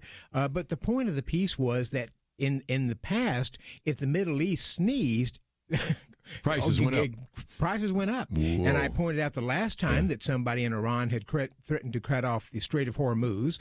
That was in December 2011. Gasoline prices went up to $4 a gallon. We had somebody a couple of weeks ago from Iran saying we just may cut off the Strait of Hormuz. Gas prices actually went down.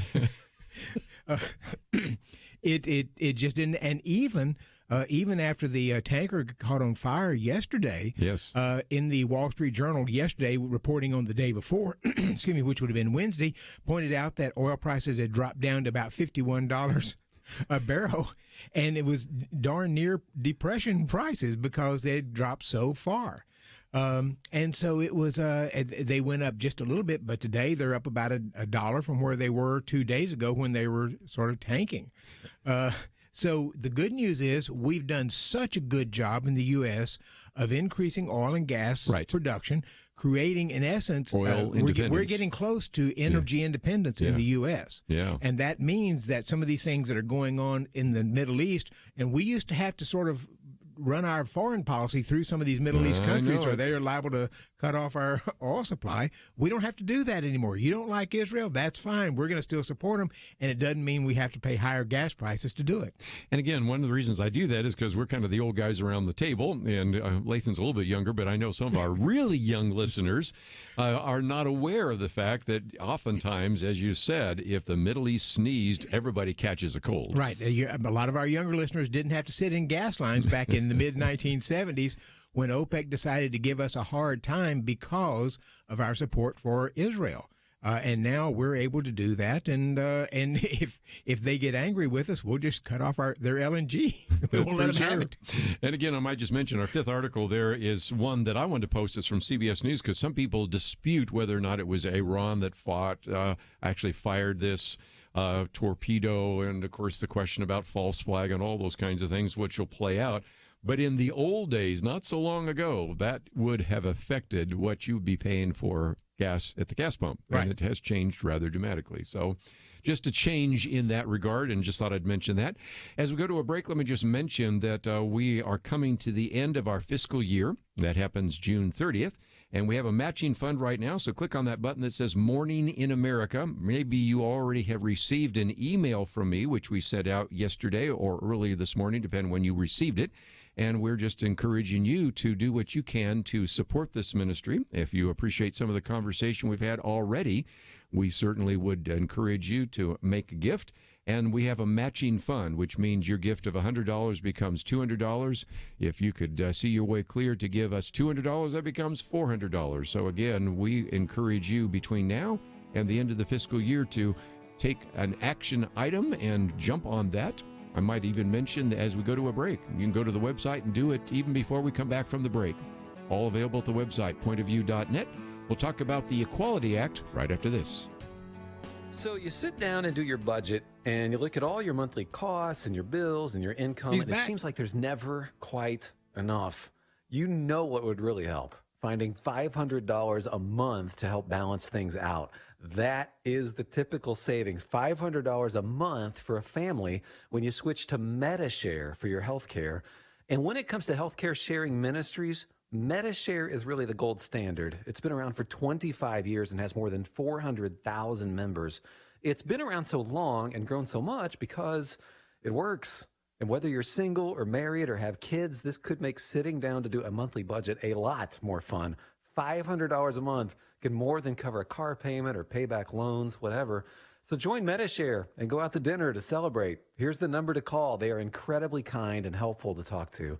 855-90-BIBLE. That's 855-90-BIBLE. 855-90-BIBLE. Tired of fake news? Support truth. Join Point of View's Truth Team and bring healing to America. Go to pointofview.net/team. pointofview.net/team or 800-347-5151.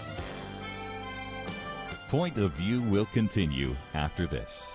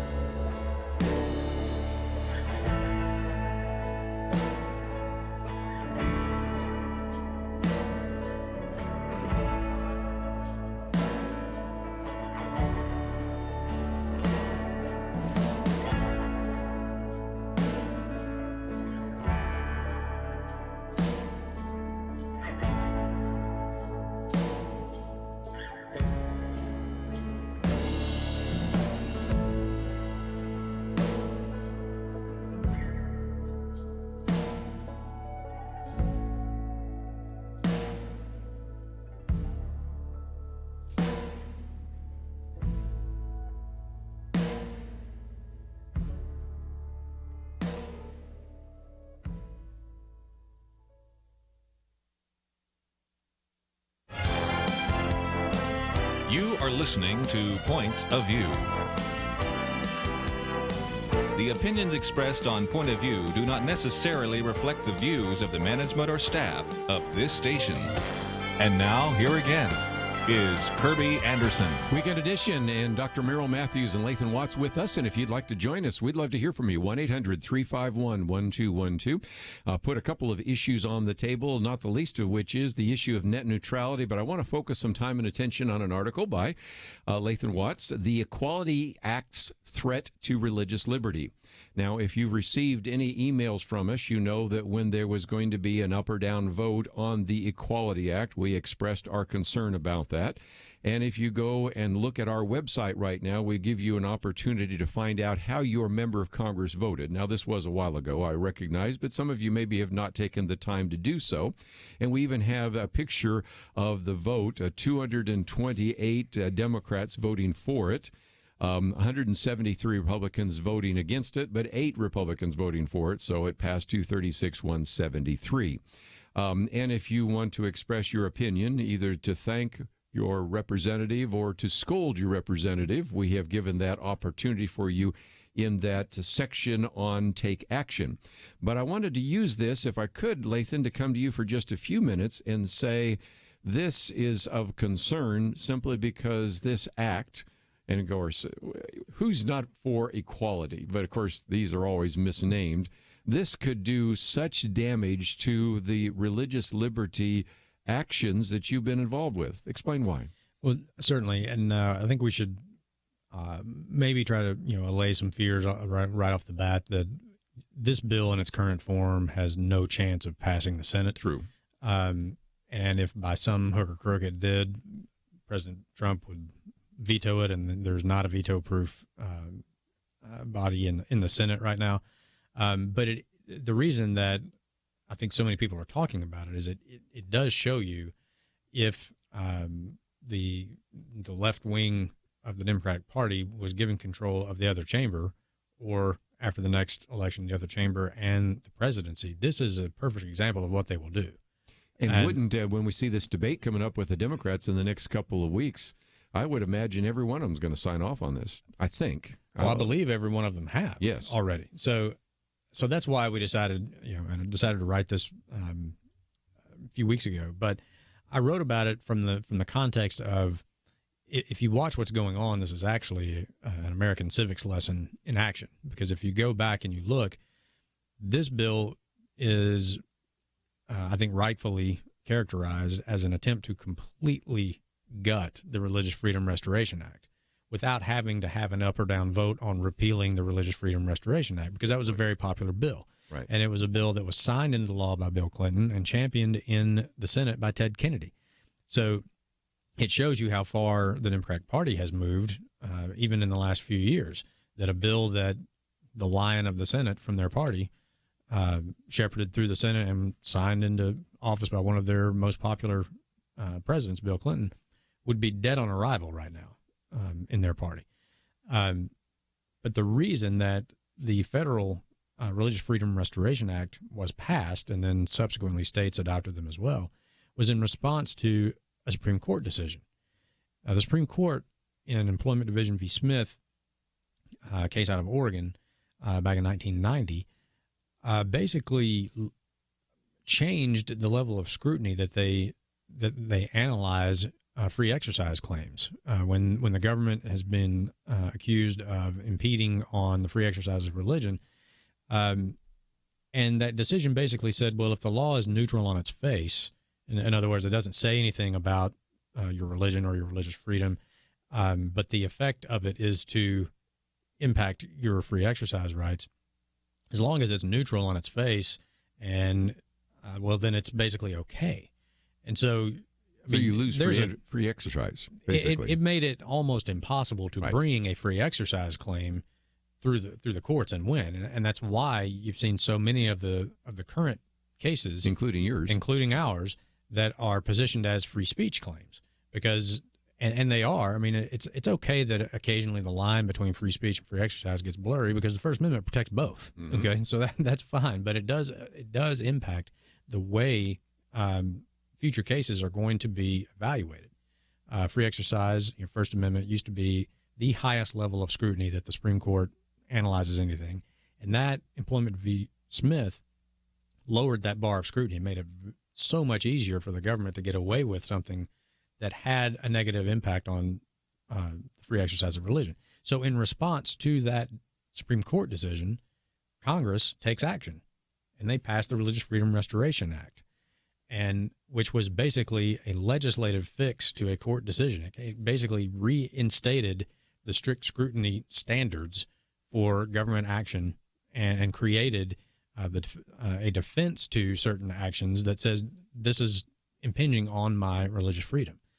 So that's sort of how the legislative branch and the judicial branch at the top level, that's kind of how they talk back and forth to each other.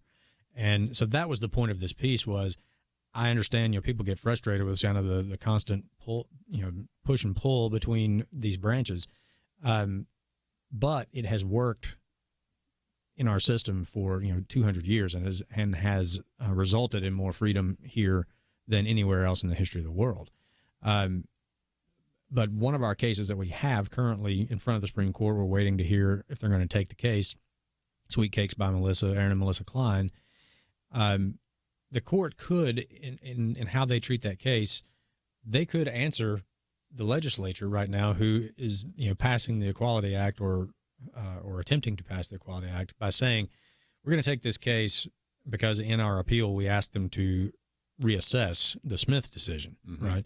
And if they did that and said, yep, we got it wrong with Smith, we see the fallout of it, strict scrutiny should be the standard, and just so you know, we kind of signal to Congress, this thing is going to be dead on arrival if it gets to the Supreme Court, if somebody challenges this law. So that would solve two things, wouldn't it? It absolutely would. Yes. And that is sort of how the those two branches specifically, it's kind of how that conversation takes place. It's an action, it's a reaction. And sometimes that occurs over many years, but that has been a part of the genius of our Constitution since it was adopted. Dr. Merrill Matthews, I was just thinking about this. They are looking at a case right now that could change the whole idea of the Establishment Clause. And here we're talking about another one that could change the whole idea of the Free Exercise Clause. If those came down, the Roberts Court would kind of go down in history, and so would First Liberty. It would be a big day. It absolutely would. So I assume either this coming Monday or the next Monday would be the... That's right. There's only 2 weeks left in the Supreme Court's term. So, and they have about, I think, 25 to 26 opinions that have not come out yet. So it's going to be a very busy 2 weeks. So let's have them all come on the same day so that your life just becomes miserable, right? Yes. The next time you see me online, I'll have a lot more gray hair if that happens, because we're expecting the Bladensburg decision either Monday or the following Monday. Sometimes when they get down to the last couple of weeks, they'll issue rulings on multiple days in that week. Usually it's just on Mondays. But once you get to the end of the term and you got a lot of decisions to get out, sometimes they'll do it on multiple days. So we have the Bladensburg decision that we're waiting on. We have their decision on whether or not to grant cert to Sweet Cakes by Melissa. There's also another case that we represent parties in out of Puerto Rico, which is not as well known, and it's kind of technical, but it really relates to church autonomy. And it would be a very big decision if they let the what is the equivalent of a state Supreme Court in Puerto Rico, if we let their decision stand.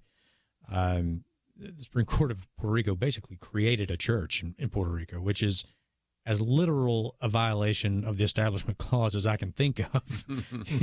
You can't establish a church, and that's basically what they did. So we represent 2 private Catholic schools in Puerto Rico in that case. We're waiting to hear if the Supreme Court's going to take that case as well. So we have 3 matters that we're waiting on. There's also this minor issue you may have heard about of whether or not the president can add a question to the U.S. Census about whether are you a citizen. There you go. We're still waiting on that opinion. If that opinion comes out the same day on the ones that we're really interested in, it's going to be a tough time getting press coverage of our issues, because it's just going to be a whole lot of stuff to talk about. Just a program note, I am the host both of Mondays, and of course probably all things during the week, so we'll see where this comes. But why they wait to the very end, Dr. Merrill Matthews, I don't know. But I can tell you it's because they're getting ready to go on vacation. I know. Well, and when it's town. That's right. When it's same-sex marriage or something like, I understand that. But even Jack Phillips came a little bit earlier, didn't it? Last year. But anyway. I think there was a couple of weeks left. Yeah. So anyway, just it gets busy near the end of our fiscal year, and also busy at the end of the Supreme Court. Then they go on vacation, and our liberties are safe for another few months at least. And it reemphasizes how important the Supreme Court members are. We've made a big issue out of them, as have Democrats and liberals and so forth. But they're very important to what happens in the country.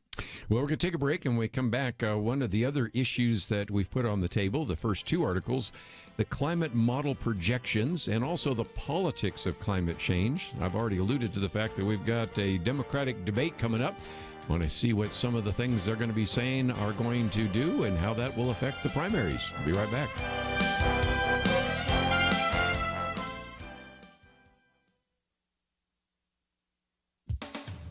It's striking that the Trump administration and the U.S. Senate have cooperated to confirm a record 41 judges to the U.S. Circuit Courts of Appeals, beating the Nixon administration, which logged 25 confirmations by its third year.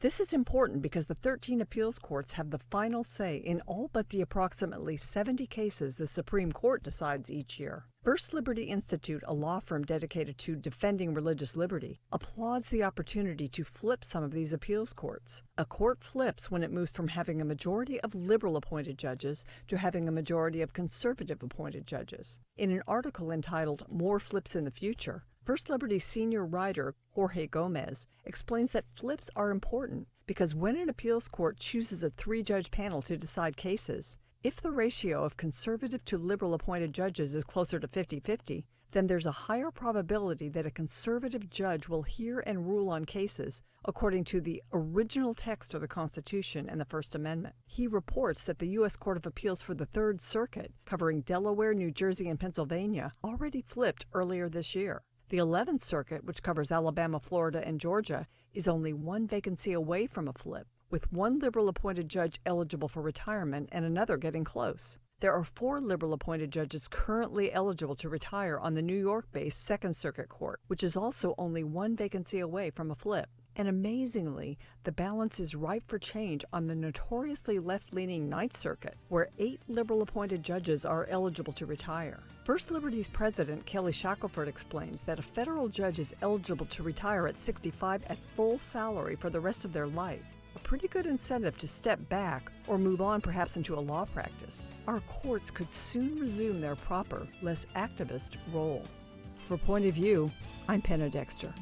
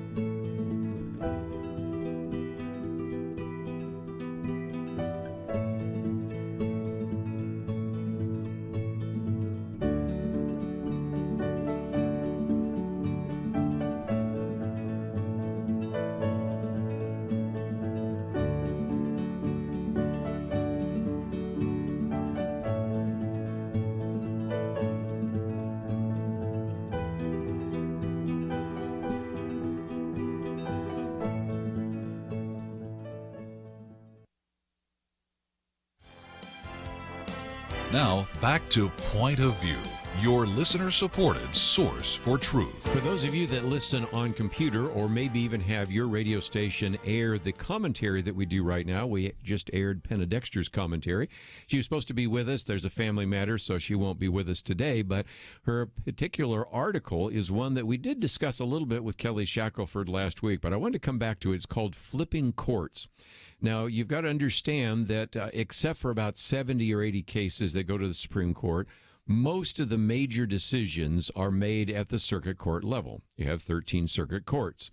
Now, who would have predicted, I know I wouldn't have predicted, that first of all, a Donald Trump would be president. Second of all, that he would actually put a record number of 41 judges to the U.S. Circuit Court of Appeals, beating the previous record. And because of that, many of these courts are either starting to flip or have flipped. The example she uses, let's just pick those real quickly. The Third Circuit Court, which covers Delaware, New Jersey, and Pennsylvania, for our listeners there, has already flipped. And what we mean by flipped is you used to have liberal-appointed judges, which were the majority. Now you have some of these more conservative-appointed judges. And by conservative, we mean people that look at the original text of the Constitution. The 11th Circuit Court, which affects our listeners in Alabama, Florida, and Georgia, it's just one vacancy away from a flip. And then if you look at where I'll spend some time this summer in New York, the Second Circuit Court, there are 4 liberal-appointed judges eligible to retire and really just one vacancy away from the flip.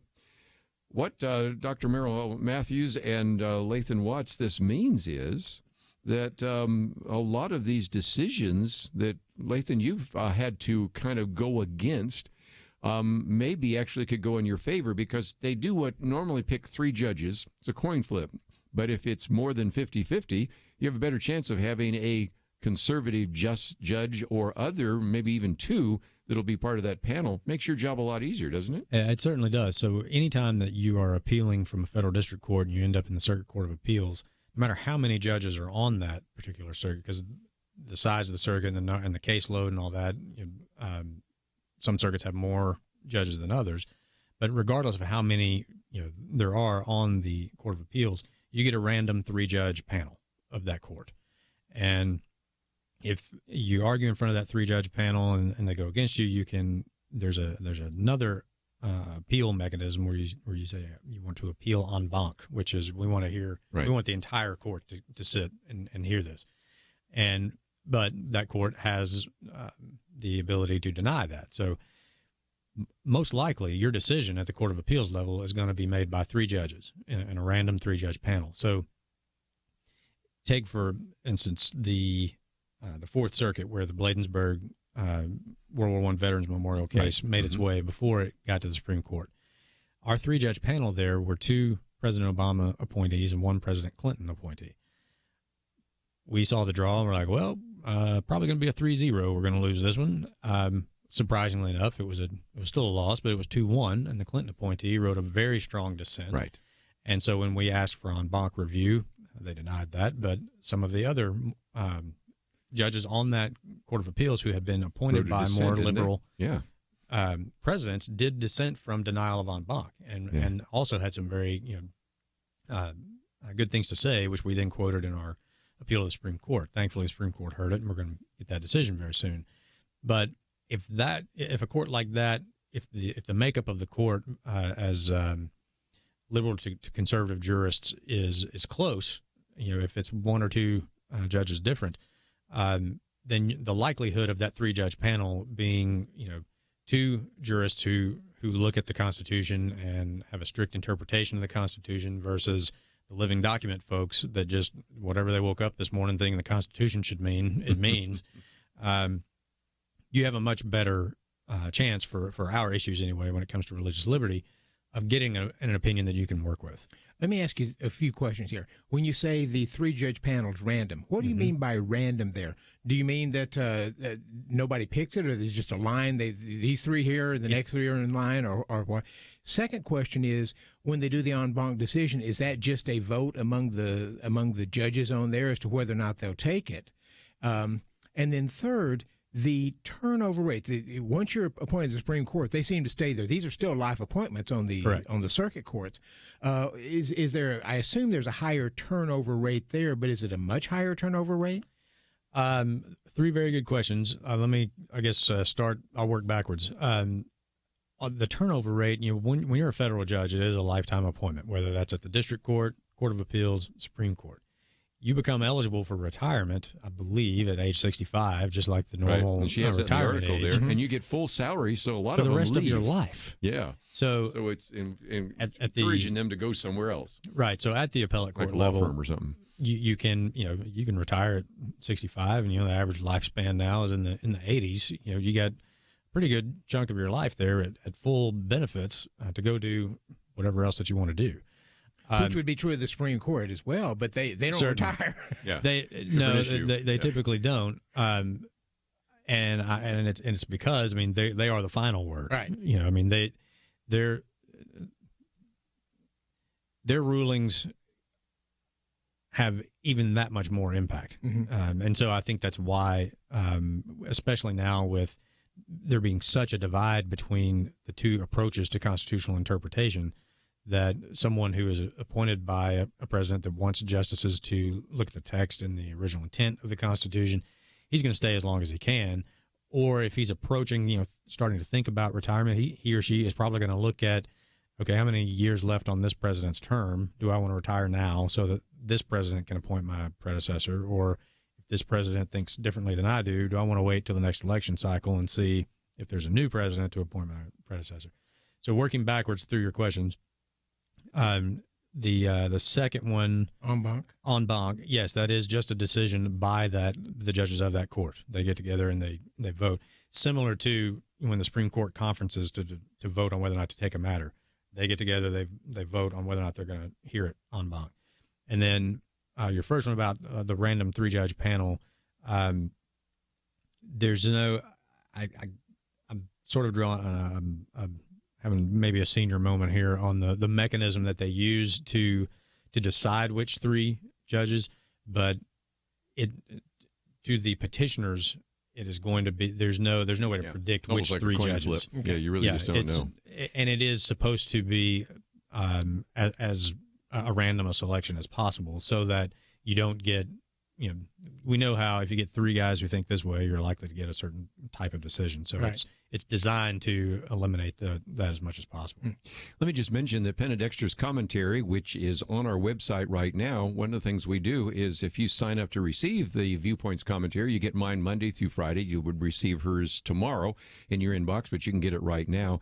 And the last point is for our listeners in the West, in the Ninth Circuit Court, which is a huge court. I think it should be divided, but that's another story for another day. California, Arizona, Nevada, Idaho, Montana, Washington, Oregon, Hawaii, and Alaska. That one is a very left-leaning court, but you have 8 liberal-appointed judges, which are all eligible to retire right now. And so it's also possible for a change. So it just shows that if you haven't already heard this before, let me say it again. Elections do have consequences. They do. And the election of Donald Trump has had profound consequences. And as these courts begin to flip, the job of Kelly Shackelford and Lathan Watts and everybody at First Liberty is going to be a whole lot easier because they're going to be looking at what the Constitution says rather than some lemon test from 1971 or some Smith decision from 1990. And that's good news. If you'd like to support this ministry and hope that you would, please click on the button that says Give Now. We have a matching fund, and we certainly need to hear from you. When we come back, as I mentioned, we're going to talk about this issue of climate change. Dr. Merrill Matthews has written a very good piece about that. We also have one by Rich Lowry. So those are our first 2 articles on the website. We'll talk about that right after this. So you sit down and do your budget, and you look at all your monthly costs and your bills and your income, and it seems like there's never quite enough.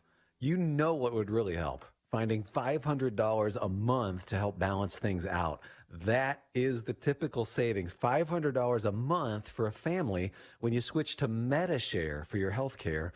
And when it comes to healthcare sharing ministries, MediShare is really the gold standard. It's been around for 25 years and has more than 400,000 members. It's been around so long and grown so much because it works. And whether you're single or married or have kids, this could make sitting down to do a monthly budget a lot more fun. $500 a month can more than cover a car payment or pay back loans, whatever. So join MediShare and go out to dinner to celebrate. Here's the number to call. They are incredibly kind and helpful to talk to. 855-90-BIBLE. That's 855-90-BIBLE. 855-90-BIBLE. Tired of fake news? Support truth. Join Point of View's Truth Team and bring healing to America. Go to pointofview.net/team. Pointofview.net/team or 800-347-5151. Point of View will continue after this.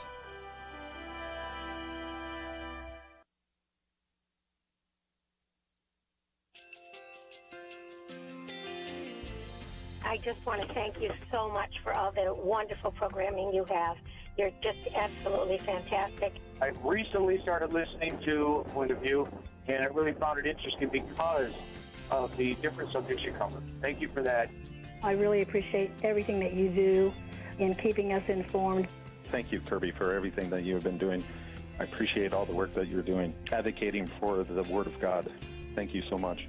Point of View, I think, is absolutely necessary because it's a Christian perspective, a biblical worldview perspective, and receive very current, up-to-date information about what is really going on, week to week in our culture, which is changing so rapidly, and yet it's morally sliding backwards.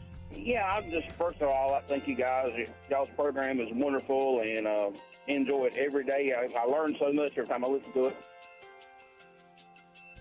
Point of View radio talk show.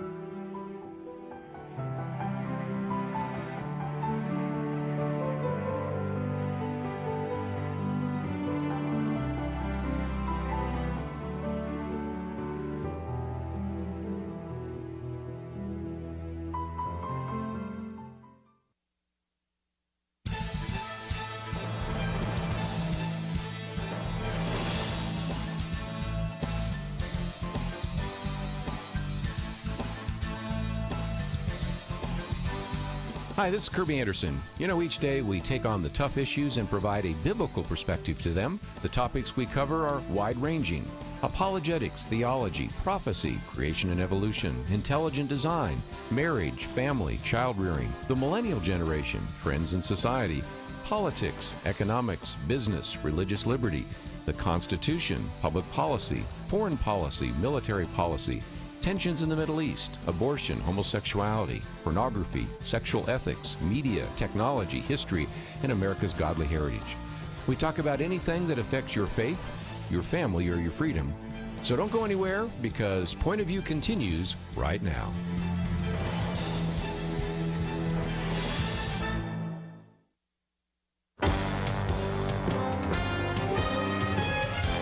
Across America, live. This is Point of View.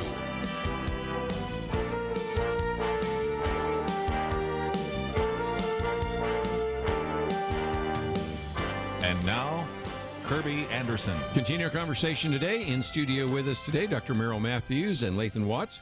And we're going to spend a little bit of time talking about this issue of climate change. One, because there is a very good article by Dr. Merrill Matthews entitled "Trump's Climate Modeling Reform Scorches His Critics." Good piece there from our good friends at the Institute for Policy Innovation, IPI.org. Matter of fact, two of the articles today we have, one from Dr. Merrill Matthews, one from Tom Giovannetti. And that is there. We also posted a piece by Rich Lowry on that subject, a climate trap for Democrats, because I want to talk about the political implications of that. And if you're not familiar, my most recent article or booklet is on climate change. Also, one of our previous Outlook articles was on that subject back in April. So there's just a lot of issues there that we want to try to cover this hour, and then we'll probably end by coming back to First Liberty, because we really want you to be praying about this decision about Bladensburg. Pray about this decision about the Sweet Cakes case, because as we pointed out, that's going to affect things like the Establishment Clause and free exercise. But Dr. Merrill Matthews, you wrote about this simply because the amount of criticism the Trump administration has received for doing something that seems like common sense was the reason why you decided to write this op-ed piece, right? Right. The New York Times took Donald Trump to task, and these are reporters. These weren't opinion pieces. They were reporters, and basically published a screed criticizing the President Trump for his pushing back a little bit on the climate models. And essentially what he said was that climate models can still be used by the Environmental Protection Agency, the EPA, but they have to sort of they have to stop at 2040. So they've got a cap on that. And that makes perfect sense, because the climate models are not very good. They tend to want to try to take them out 50 years, 75 years, 100 years to the end of this century. All the climate models have overpredicted the warming that they anticipated coming, significantly overpredicted in many of them, and they're just not very good. And so the result is the Trump administration said you can use climate models, but go up is put an end at 2040. That's 20 years from now, and that we're not going to sort of decide policy on what a climate model says is going to happen 75 years from now. I think that's the essence of wisdom. I think so, too. But again, these are climate models. And what you have, I remember first reading your piece, because there was a line at one point where you said they're reporting on future effects. Yes. What? You report on what happened, not what's going to happen. That right? was the Am point. I missing something here? The point of the New York Times said you're essentially prohibiting us from reporting on the future. And that just struck me as, wait a minute, how do you report on the future? Aren't you supposed to be reporting on what's happened? And then you can make some predictions about the future. You can say this might happen in the future, but you can't report on the future. But what they're doing is they're taking the climate models, and the climate models suggest temperatures may go up to this amount, or you may have this amount of ocean level increase, or so forth, but we don't know. Those are just estimates and predictions based mostly on poor climate models. Yes. And again, one of the things early on, if I can quote you back to yourself, climate modelers don't know what they don't know. Now, anybody that remembers Donald Rumsfeld, who was our Secretary of Defense, he used to talk about the known unknowns and then the unknown unknowns. We don't really know what this is because having done computer simulations back when I was in graduate school, and that's back in the days when we used Fortran, so that really shows how old I am. But nevertheless, we had some pretty accurate models for forests because you had a limited number of parameters. You knew how tall the trees would grow. You knew how long the trees would live. You had a pretty good idea of environmental factors. But here you're talking about geological, chemical, biological factors, forcing mechanisms. Then you have all the physical interactions between the climate, the ocean, the sun, and all that.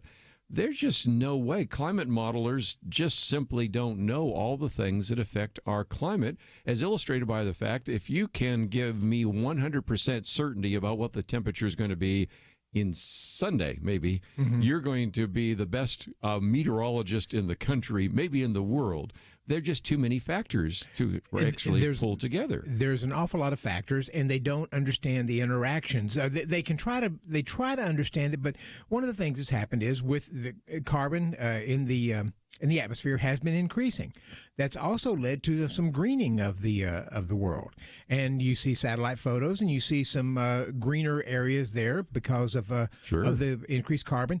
My understanding is that greenhouses that grow things in greenhouses actually pump in carbon because it helps the growth of the plants that they're doing there. So the additional carbon will help greening up some things. Very true. Whether or not it's enough, we don't to extract all that carbon. Maybe not, because the carbon levels are increasing. But even there, we're about 406 parts per million. So it's a small portion of that, and the largest greenhouse gas by far is water vapor. It's 95% of the greenhouse gases, I believe it is. So, and you want water vapor in the air. That makes clouds. Clouds actually reflect the sun, helps cool things. So they're not terribly good at this. And one of the things we mentioned in an earlier hour is that econometric models that are just trying to predict what happens with the budget and federal spending and so forth. Here's a tax increase. The Congressional Budget Office says, okay, you do that tax increase, it's going to result in so much more money coming in. They never get it right. They never get that right. Here's a tax cut. We're going to lose so much money. They never get that right either. And those models, I would argue, are much more accurate than the climate models that have. Lathan, let me come to you because he talks about the fact that the CBO, Congressional Budget Office, and you've worked in a senator's office and things like that, always overestimate the negative impact of tax increases and always underestimate the positive impact of tax cuts. And you've seen that even working in a congressional office, haven't you? Certainly. And just like Dr. Matthew said, even those models that get those things incredibly wrong are more accurate than the climate models. I mean, they're closer to accurate than the climate 10 years models. out, right? Yeah, exactly. Yes. You know, it's really convenient, for these folks that forecast things 100 years, how the world's going to look like in 100 years. They're going to be dead and gone and not held accountable for their predictions. And these predictions always tend to come with a very drastic or radical approach to addressing this problem that we're going to have 100 years from now. And if you look at usually the solutions involve redistribution of wealth on a global scale, because it will talk about things to do in our economy that will hurt our economy. And when they can't control what China or India or the rest of the world will do, right? But our economy comes down as those industrialized nations or industrializing nations that are growing are going to do the same thing. And if you look at it, it all gets back to income redistribution, just on a global scale. Our country versus theirs, compared to what they want to do at the micro level in the economy in the U.S. Well, let's take a break, and when we come back, I want to get some of your comments because there's a couple of issues. First of all, do you think this issue of climate change is a existential threat? As one of the articles we're going to look at in just a minute says, people do in the polls show that they're worried about climate change. But number one, do you think it's a problem? Number two, Are you ready to enact some of these kind of policies we just talked about? And so I'd love to get your comments. 1-800-351-1212. It's going to show up in the presidential campaign, so that's why we're talking about today here on Point of View.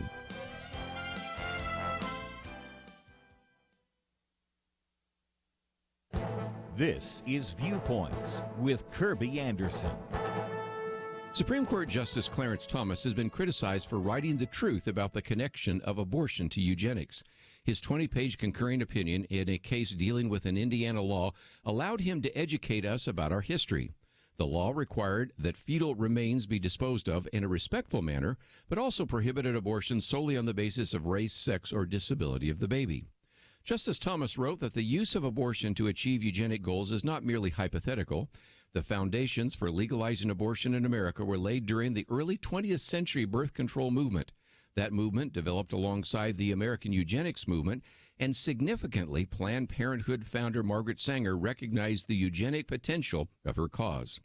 He also pointed to Margaret Sanger's Negro Project and reminded us that because of abortion, there are areas of New York City in which black children are more likely to be aborted than they are to be born alive, and they are 8 times more likely to be aborted than white children in the same area. He concludes that enshrining a constitutional right to an abortion based solely on race, sex, or disability of an unborn child, as Planned Parenthood advocates, would constitutionalize the views of the 20th century eugenics movement. Those criticizing Justice Thomas do so for one of 2 reasons. I suspect many don't know America's history with eugenics and the history of Planned Parenthood. They believe he is making this up. Others probably know the history and are furious that he is attempting to educate a new generation about the birth control movement and the eugenics movement. Justice Thomas has provided a service by showing the connection between an Indiana law and our sad history with eugenics. I'm Kerby Anderson, and that's my point of view. For a free copy of Kerby's booklet, A Biblical View on Socialism, go to viewpoints.info/socialism. That's viewpoints.info/socialism.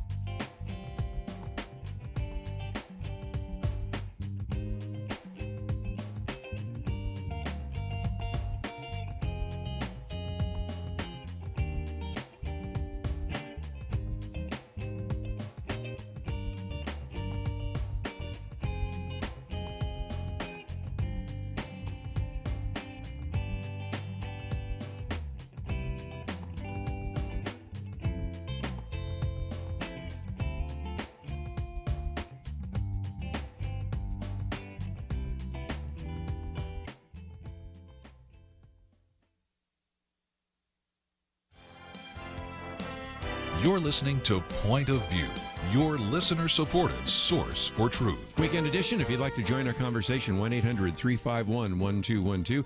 One of the reasons we're talking about this, our second article, which we'll get to in just a minute, says that polls show that the public is worried about climate change. But as Rich Lowry says, that doesn't mean they're any more ready to bear any burden or pay any price to combat it. And we're going to talk about some of those costs in just a minute. But along the way, I want to get some of your phone calls. So if you'd like to join us, 1-800-351-1212. We'll go to Texas KBJS. John, what would you like to add to our conversation today? Hi, Kerby. Really love your show. A few years ago, for a long time, we've been hearing about global warming. But I think it was about 4 or 5 years ago, there was a documentary that I was watching, and they said 90% of the scientists that were studying the global warming effect had agreed that in the last century that it was the volcanic activity that had ejected more sulfur pollutants than the Industrial Revolution up to the present day. And so they were saying so many of the scientists had agreed that was true. And that would have to mean the other 50% were the ones who were saying, oh, no, global warming is an issue. And I thought, well, that is very interesting. And then before that, as far as, is this, why do we keep screaming global warming when we have so many ups and down cycles in the Earth's atmosphere? Like this last few years, we've had very hard winters up north.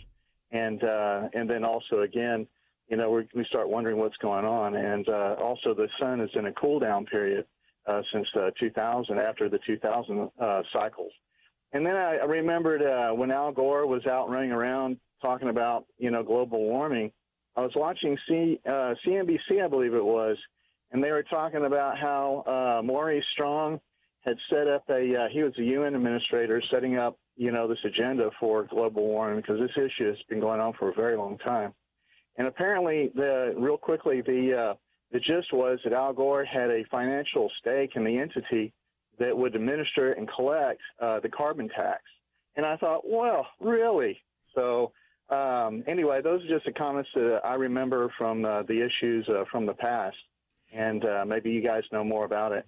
Well, John, speaking of a financial interest, one of the other reasons why the New York Times and the left is so upset with President Trump is he has essentially said the various advisors to the EPA, scientific advisors, can't be receiving grants from the EPA as their advisors, which makes a certain amount of sense. Normally, you think if somebody's getting funding from something, that may skew what they're wanting to do, especially if they're getting government funding from some source.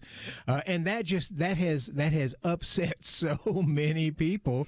But they're taking money from the government, and yet they're advisors on there who can make recommendations about what should be funded by the government. Sure. And if somebody's getting money from Exxon and giving advice about, again, we recognize that works both ways, but it only works one way for Al Gore. So, John, good points.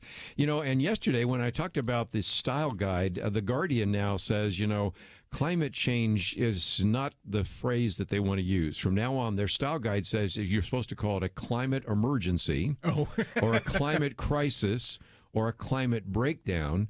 They've said that global warming doesn't seem hot enough, so now they'll use the phrase global heating. And if you're like Dr. Roy Spencer, who's been on the program with us before, a so-called skeptic, you are called a climate science denier. So these are the style changes that are being used by the media right now. Well, and speaking of Roy Spencer, he's been the one who's tracked, we get the temperature things. You have ground-based temperatures. Right. Yes, you have balloons, and then you have satellites. Satellites have been effective since 1979. Roy Spencer has been doing that since 1979. And what he'll say is that we've seen with the satellites, you see a slight uptick in temperatures in the northern hemisphere. Southern hemisphere has remained virtually the same over that time period. And there are a number of reasons why things may look a little warmer, and they probably are getting a little warmer. As we've been in a warming phase since the last ice age, gradual warming phase. But at any rate, it's there are various ways that you look at this, but if you raise any questions about it, you're essentially called a climate denier, and they think you're not wanting to pay attention to science. But the science is the models that they use, the climate models, which isn't science, it's climate models. It's models. And again, there's some other factors. I've learned probably more about these ocean currents than you've written about that. Can you speak to that for just a minute? Because that's another factor that we are just have a lot of understand. Ocean oscillations. The scientists are very clear they don't understand why ocean oscillations occur. But for our listeners, they probably hear mostly about El Nino, La Nina. There's a weak El Nino right now. It's off in the equatorial Pacific. That tends to mean when the El Nino's in effect, we have a cooler and wetter southwest, and we've been experiencing that here in Texas. California's got some heat right now, but typically that's we've been experiencing that here in the West. But it has the opposite effect on Australia, which is on the other side of it. Right. When it shifts to La Nina, we have a different effect. We have a warmer and drier. They have a cooler and wetter. But there's a lot of these oscillations that go on all over the Earth in the oceans. We don't understand why they happen, when they happen, but they have a major impact on what happens in temperatures, waterfalls, storms, and other things. If I remember right, in El Ninos, we tend to have fewer hurricanes in the Caribbean than we do than when there's a La Nina. Yeah, and you have some that have a 10 to 12 year ratio between Atlantic Pacific. The Pacific Decadal Oscillation, or PDO, tends to run a decade cycle from hot to cold. The Atlantic Multi-Decadal Oscillation, the AMO, tends to run in a multi-decade. El Nino tends to last maybe 6-8 months, sometimes a year or a little more, and then it shifts over to maybe neutral phase for a while, and then a La Nina. But they never know when those are going to happen. What about glaciers? You've been to Glacier National Park, so have I. I've actually hiked through there, and they used to have a sign that would say, this glacier will completely disappear by 2020. They've taken that sign down now, haven't they? Yeah, just recently, as a matter of fact. Yeah. I think it was still there last year when I was there, and I was looking at it going, glacier looks pretty big to me. It's gonna be a whole lot of melting in the next year if it's really gonna be gone by 2020. But it's a good point because Greenland, its glacier is actually growing. This has been running the news here lately. In I believe it's in either Idaho or Montana. There's a glacier up there in that area that's beginning to grow again. These things go through cycles, and we may find in a few years we'll start to warm and they'll decline a little bit. But we may also be moving to a mini ice age as we had not that long ago. Now, the other question I want to put on the table, and after the break I want to talk about the political implications, is that the proposals that we're going to hear from the Democratic candidates in the next couple of weeks, especially in the debates and as they're out on the trail, is that we need to have a carbon tax. We have to go to complete neutrality in terms of carbon and all of the rest. But the reality is, as we talk about in this little booklet, is when Bjorn Lomborg brought together what was called the Copenhagen Consensus. And these were Nobel Prize-winning economists and other individuals evaluating all the various threats around the globe, and then looked at cost-benefit. The things that were at the top of the list were things like vitamin A capsules, zinc supplements, helping children that are infants, dealing with infant mortality, mosquito nets because of malaria, digging wells. At the absolute bottom of the list, the greatest amount of bucks for the least amount of bang was climate change, right? Yeah, absolutely. And and yet it has become virtually a religion for people, and especially the Democratic presidential candidates. They don't see any other option than having a major restructuring of our economy in order to get just a little bit of benefit, if you get that much at all. Well, again, we're going to take a break, and when we come back, I want to talk about that because we pointed out that virtually all, if not all, the Democratic candidates supported the Equality Act. We just talked about that. Virtually all the Democratic candidates are going to talk about climate change and the Green New Deal. And yet, it doesn't seem to me that the moderator of these debates or any of these reporters ask tough questions or actually talk about some of the things we're talking about here today. We certainly haven't seen it because most of them typically accept all of those assumptions and statements, and so they just assume it's going to happen. So again, Rich Lowry calls it the climate trap for Democrats. We're going to come back and talk about what this means politically. And also, as I've said before, if people were really serious about that, wouldn't you see a change in their lifestyle? So we'll talk about that. And more importantly, as they say this is an existential change, and then you read what I call some of these are the pale green New Deal or the light green New Deal. They don't even talk about changes that are going to take place in the next few decades. So we're going to get into that because it's going to have a political conversation about that and certainly have some impact. So if you'd like to join the conversation, again, 1-800-351-1212. Dr. Merrill Matthews, Lathan Watts, we have a link to the IPI.org website as well as the FirstLiberty.org website. And before we're done, we'll talk about some of the other resources of these two organizations that you need to know about. All of it available on our website, pointofview.net. We'll be right back.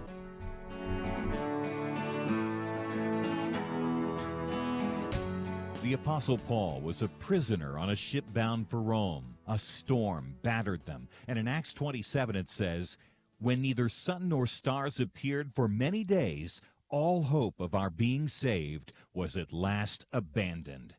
Perhaps events in America have left you feeling at a loss. But listen, a sound of change is echoing. 10 states have passed laws to slow or stop the killing of children. The Supreme Court has defended religious liberty. The economy has been growing, unemployment dropping. Our nation still faces countless challenges, but what you do right now can help bring morning again to America. Your investment in Point of View's fiscal year-end campaign enables the light to shine brighter. And we've already had friends step up with a $10,000 matching challenge. Every dollar you give will be matched doubling your impact. Go to pointofview.net. Pointofview.net. Click on the banner that says Morning in America. Or make the most generous investment you can at 800-347-5151. 800-347-5151.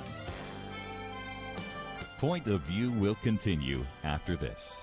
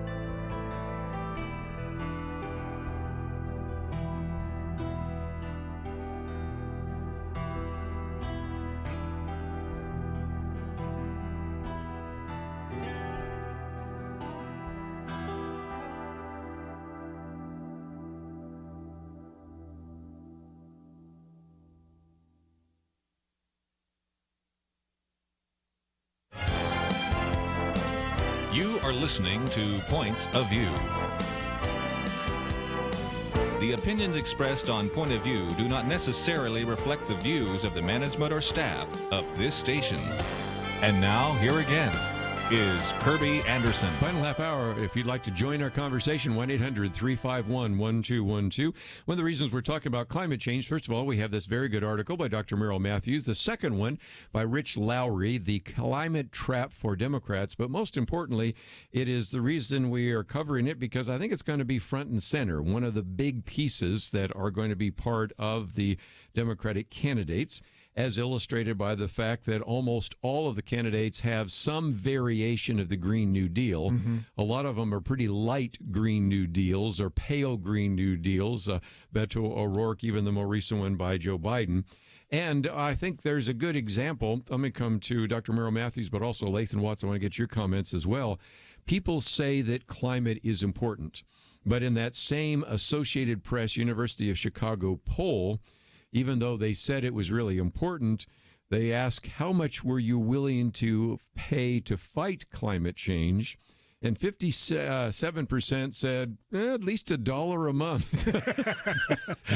So I think if you're a Democratic candidate right now, got to say, yeah, this is great rhetoric, but the American people aren't really that interested in fighting for climate change, in part, Dr. Merrill Matthews, because as I've said on this program many times before, don't look at what they say, look at what they do. And if indeed climate change was this great existential threat, some of these individuals would probably have a carbon footprint a lot lower. And most of the people I've run into and seen have carbon footprints that are vastly larger than mine. Vastly larger. The conservative think tank in Tennessee used to publish an annual thing looking at how much electricity Al Gore's house used. And I can't remember. It was something like he used more, his house used more electricity than several thousand sort of average size houses in a year. They went and took it to Al Gore's press person. Oh, he's a leader in trying to use renewable energy. He has some solar panels and so forth on the thing. He still uses a lot of regular energy to do that. Yes, these people fly around in private jets. They go around in limos lecturing the rest of us on how we need to be more prudent in our use of carbon. Well, and I have an article coming out, but I think the governor of the state of Washington was saying, well, the way to address this is to have everybody drive electric cars, so we'll no longer use fossil fuels. That's right. Yeah, he says electric cars don't have a carbon footprint, but they do because you have to charge those up with electricity. The large majority of electricity generation in the country comes from fossil fuels. A good percentage comes from nuclear. Environmentalists don't like that either. So it's you may have a lower carbon footprint with an electric vehicle, but you still have one. And incidentally, Toyota just this last week or so came out and said that by 2025, 6 years away, they want to have half their cars that they're producing will be electric vehicles. And I just went and looked at the figures on this. We sold last year a little over 1 million cars and trucks, mostly cars, were electric vehicles, but the worldwide sales of all cars and trucks were 86 million. So we did 86 million cars and trucks, a little over 1 million of them were electric vehicles. And so I'm looking at this thing, you're going to go to half of it? People don't typically want to buy the electric cars. China's buying more. Mm-hmm. But there's not going to be a market for them. And it was interesting, they quoted the vice president of finances there for Toyota saying, profitability is going to be a little bit of a challenge for us for a few years because we're going to be, to add to it, we're going to be making a whole lot of cars that most people don't want to drive. Mm. One of the other things I want to put on the table is even in our article here on climate change, because we should be good stewards.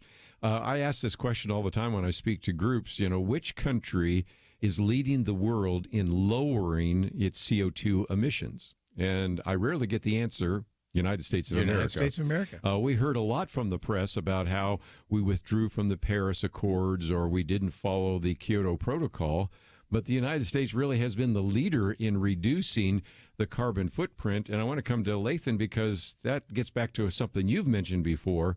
Even as we are curbing and reducing the amount of CO2 emissions, for every ton of reduced CO2 that the United States reduces, China and India produce 10 more tons of CO2. So even as we are starting as a country to do a better job of environmental stewardship, we have a problem in that the two largest countries in the world by population, China and India, are producing carbon dioxide at record rates. Look, even if you accept carbon as a pollutant, which I personally don't think the science is settled that carbon dioxide should be considered a pollutant to our atmosphere. Yeah. The point is we could reduce ours to zero. If China and India aren't reducing theirs, it doesn't matter. I mean, you cannot. This is a global, according to the people who are really, really worried about it, a global crisis, right? So that means you got to have everybody on the same page doing the same thing.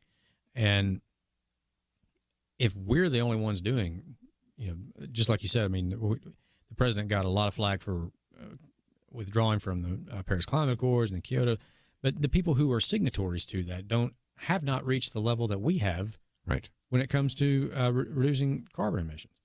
So it's really when you start looking at the politics of it and you start getting into what the economic impact would be to the country if we follow these proposals of all the 2,500 people who are running for president on the Democratic side. If you look at all of their proposals and what they would actually do to the U.S. economy, it always gets back to the same thing that their party has been about for many, many, many years now, which is redistribution. And it negatively impacts our economy while these other economies are not doing the same thing and continuing to grow. And it's a macro level of what they try to do on a micro level within the United States. And it will continue because even as China begins to try to move to natural gas because it uses so much coal, India may eventually try to start moving to natural gas because it uses so much coal. Developing countries use coal because it's so cheap and easy to transport. Yeah. So even if India and China began to develop and now they're becoming stronger economies, you're going to see some of these other the underdeveloped countries that are starting to come up begin to use. And they may not be as large as China and India, but they'll be using coal. And that gets back to, it's another demonstration of the point that you made earlier about the hypocrisy involved in it, that do as I say, not as I do. It's always the richest, industrialized, well-developed countries who have done this for many, many years and are now, okay, now we're going to do better. We're not going to do as much coal. Telling the poor developing countries, do as we say, not as we do. We did this when coal was the cheapest form of energy for us, and we get, okay, it's cheapest for you, but no, you're going to do what we say, not what we've done. It's hypocrisy on a global scale, just like it is in their personal life. The one thing that I wanted to focus on is just the political aspects of this, because it's going to come up time and time again, not only in this upcoming debate this month, and you got 20 different individuals, 2 different debates with 10. They're all going to talk about global warming, climate change, those kinds of things. But it seems to me that there's got to be a place for a moderator or a reporter or two to ask the kind of questions that you raise in your piece. And Dr. Merrill Matthews, I just don't see that right now in the press. I don't either. I do see them occasionally ask the question, and when the Democratic presidential candidate gives sort of a gloss, in some cases nonsensical answer, they move right on, and they don't try to hold their feet to the ground. So it's I don't expect to see that anytime soon.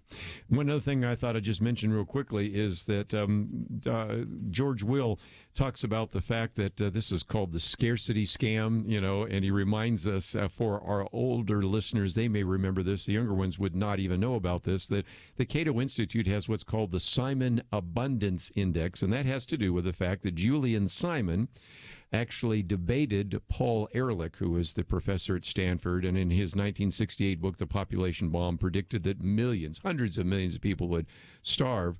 And so in 1980, Julian Simon said, I will predict that the commodities that you pick will actually have gone down in price. And so he let Paul Ehrlich pick 5 commodities and then looked at 10 years later whether they were cheaper, and all 5 of them were cheaper. And you have this kind of mindset, and we talk about this even in the book on climate change, this sort of doom and gloom. And for our younger listeners, they're not aware of the fact that people were predicting the end of the world and apocalypse and all the rest. you're going to hear a lot of this apocalyptic language in some of these debates, aren't you? Yes, you are. And virtually all of them have been proven incorrect. So anyway, we're going to take a break. I just thought I'd give you a little bit of an advance warning on some of that. And climate change is going to be a big issue in the 2020 campaign. And that's why we have this article by Dr. Merrill Matthews about the climate modeling, and also the one by Rich Lowry. And maybe I'll post the George Will one sometime in the future. And of course, my climate change booklet is available.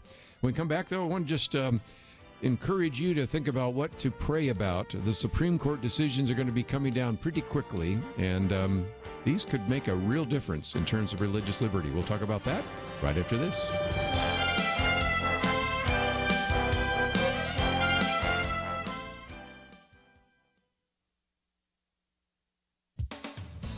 Striking that the Trump administration and the U.S. Senate have cooperated to confirm a record 41 judges to the U.S. Circuit Courts of Appeals, beating the Nixon administration, which logged 25 confirmations by its third year.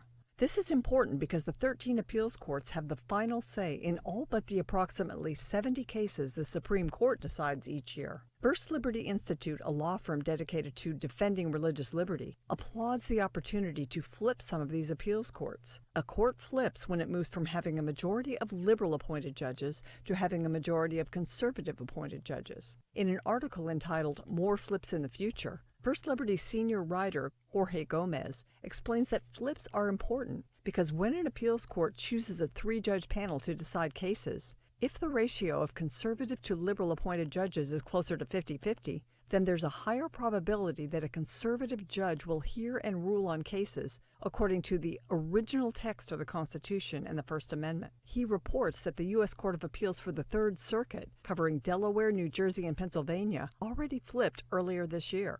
The 11th Circuit, which covers Alabama, Florida, and Georgia, is only one vacancy away from a flip, with one liberal-appointed judge eligible for retirement and another getting close. There are 4 liberal-appointed judges currently eligible to retire on the New York-based Second Circuit Court, which is also only one vacancy away from a flip. And amazingly, the balance is ripe for change on the notoriously left-leaning Ninth Circuit, where 8 liberal-appointed judges are eligible to retire. First Liberty's president, Kelly Shackelford, explains that a federal judge is eligible to retire at 65 at full salary for the rest of their life.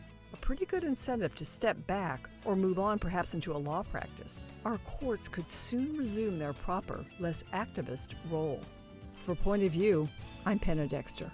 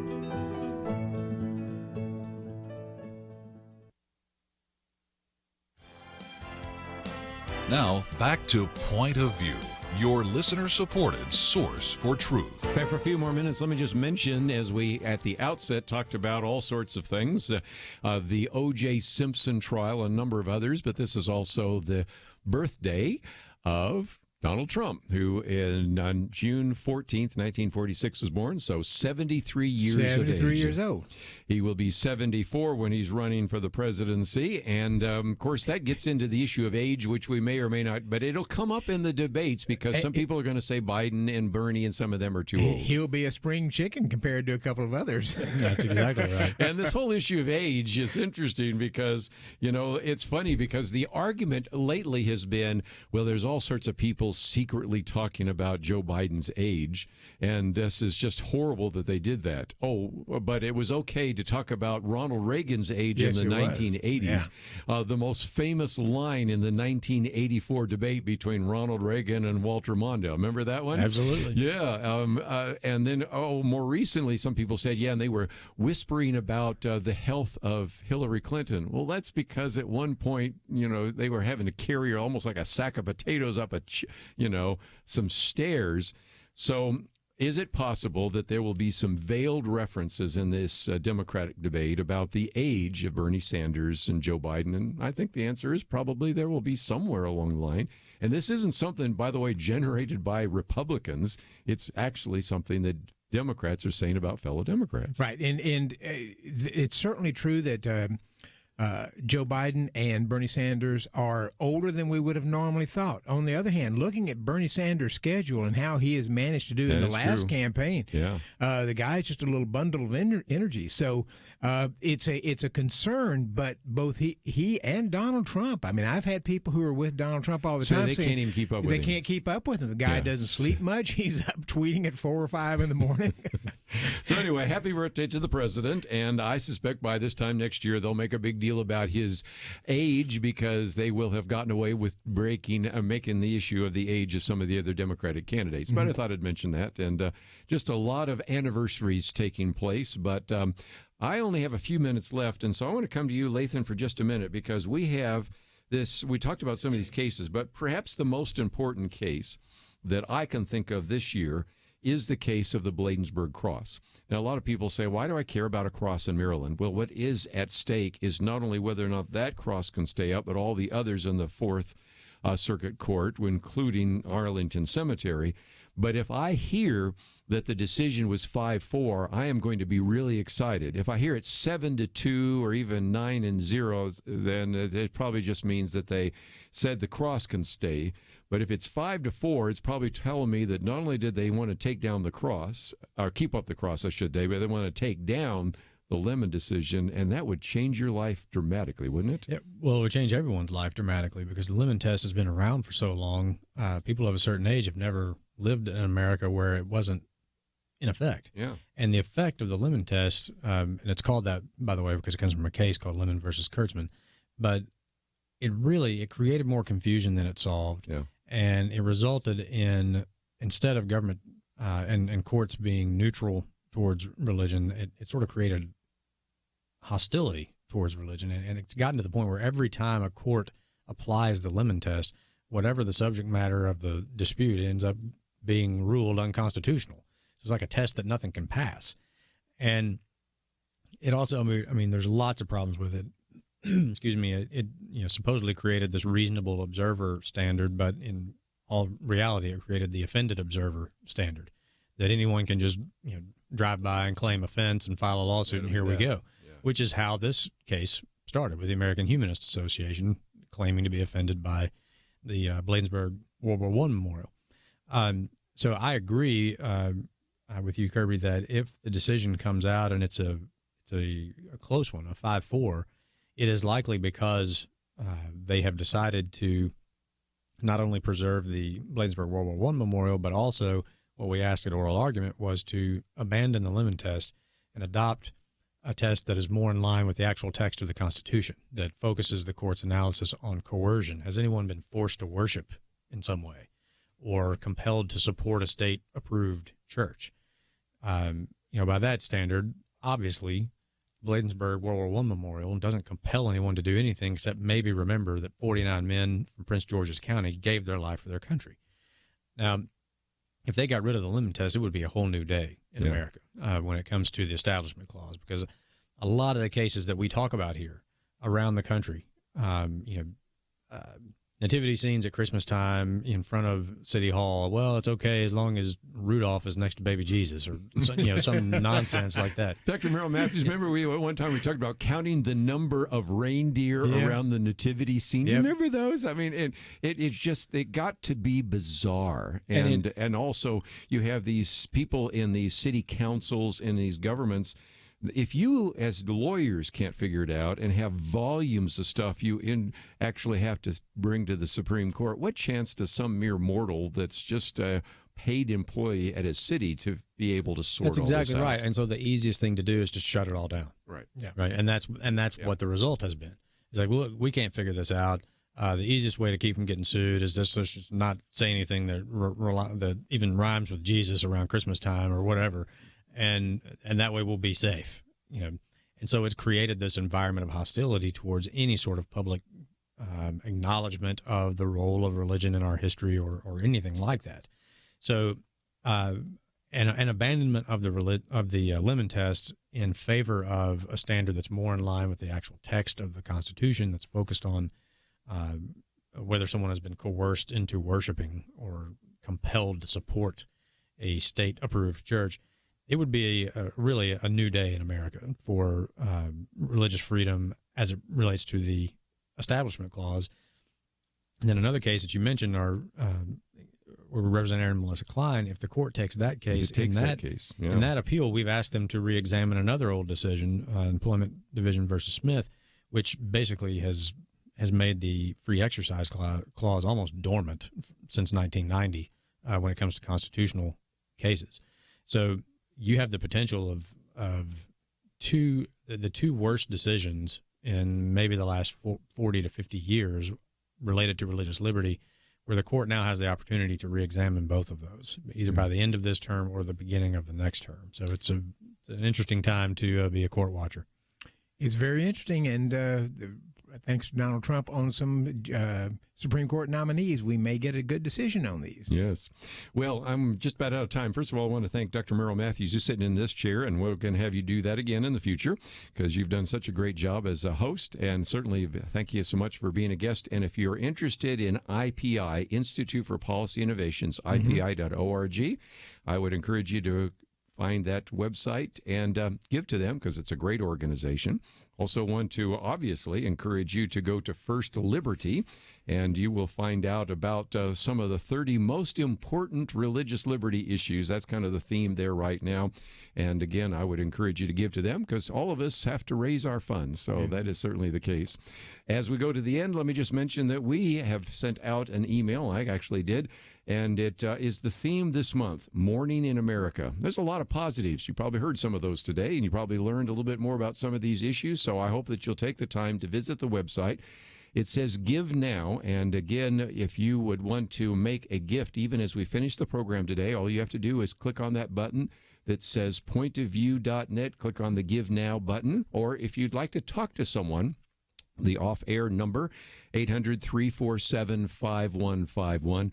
We have a matching fund, which means your gift is doubled, and that's a pretty good deal there as well. So hope that you will take the time to visit our website, pointofview.net. Hope you'll join us next week. You know, it's Monday. Who knows? We might be talking about one of those Supreme Court cases, if not the following Monday. And I was looking at our list of guests. We have some great interviews next week that I think you're really going to appreciate as well. I want to thank Andrew and Steve for their help behind the scenes. Have a great weekend.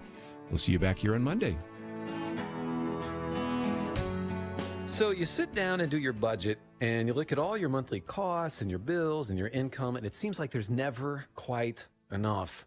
You know what would really help? Finding $500 a month to help balance things out. That is the typical savings, $500 a month for a family when you switch to MediShare for your health care.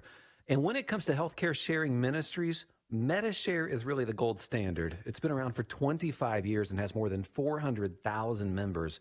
It's been around so long and grown so much because it works. And whether you're single or married or have kids, this could make sitting down to do a monthly budget a lot more fun. $500 a month can more than cover a car payment or pay back loans, whatever. So join MediShare and go out to dinner to celebrate. Here's the number to call. They are incredibly kind and helpful to talk to. 855-90-BIBLE. That's 855-90-BIBLE. 855-90-BIBLE. Tired of fake news? Support truth. Join Point of View's Truth Team and bring healing to America. Go to pointofview.net/team. Pointofview.net/team. Or 800-347-5151. Point of View is produced by Point of View Ministries.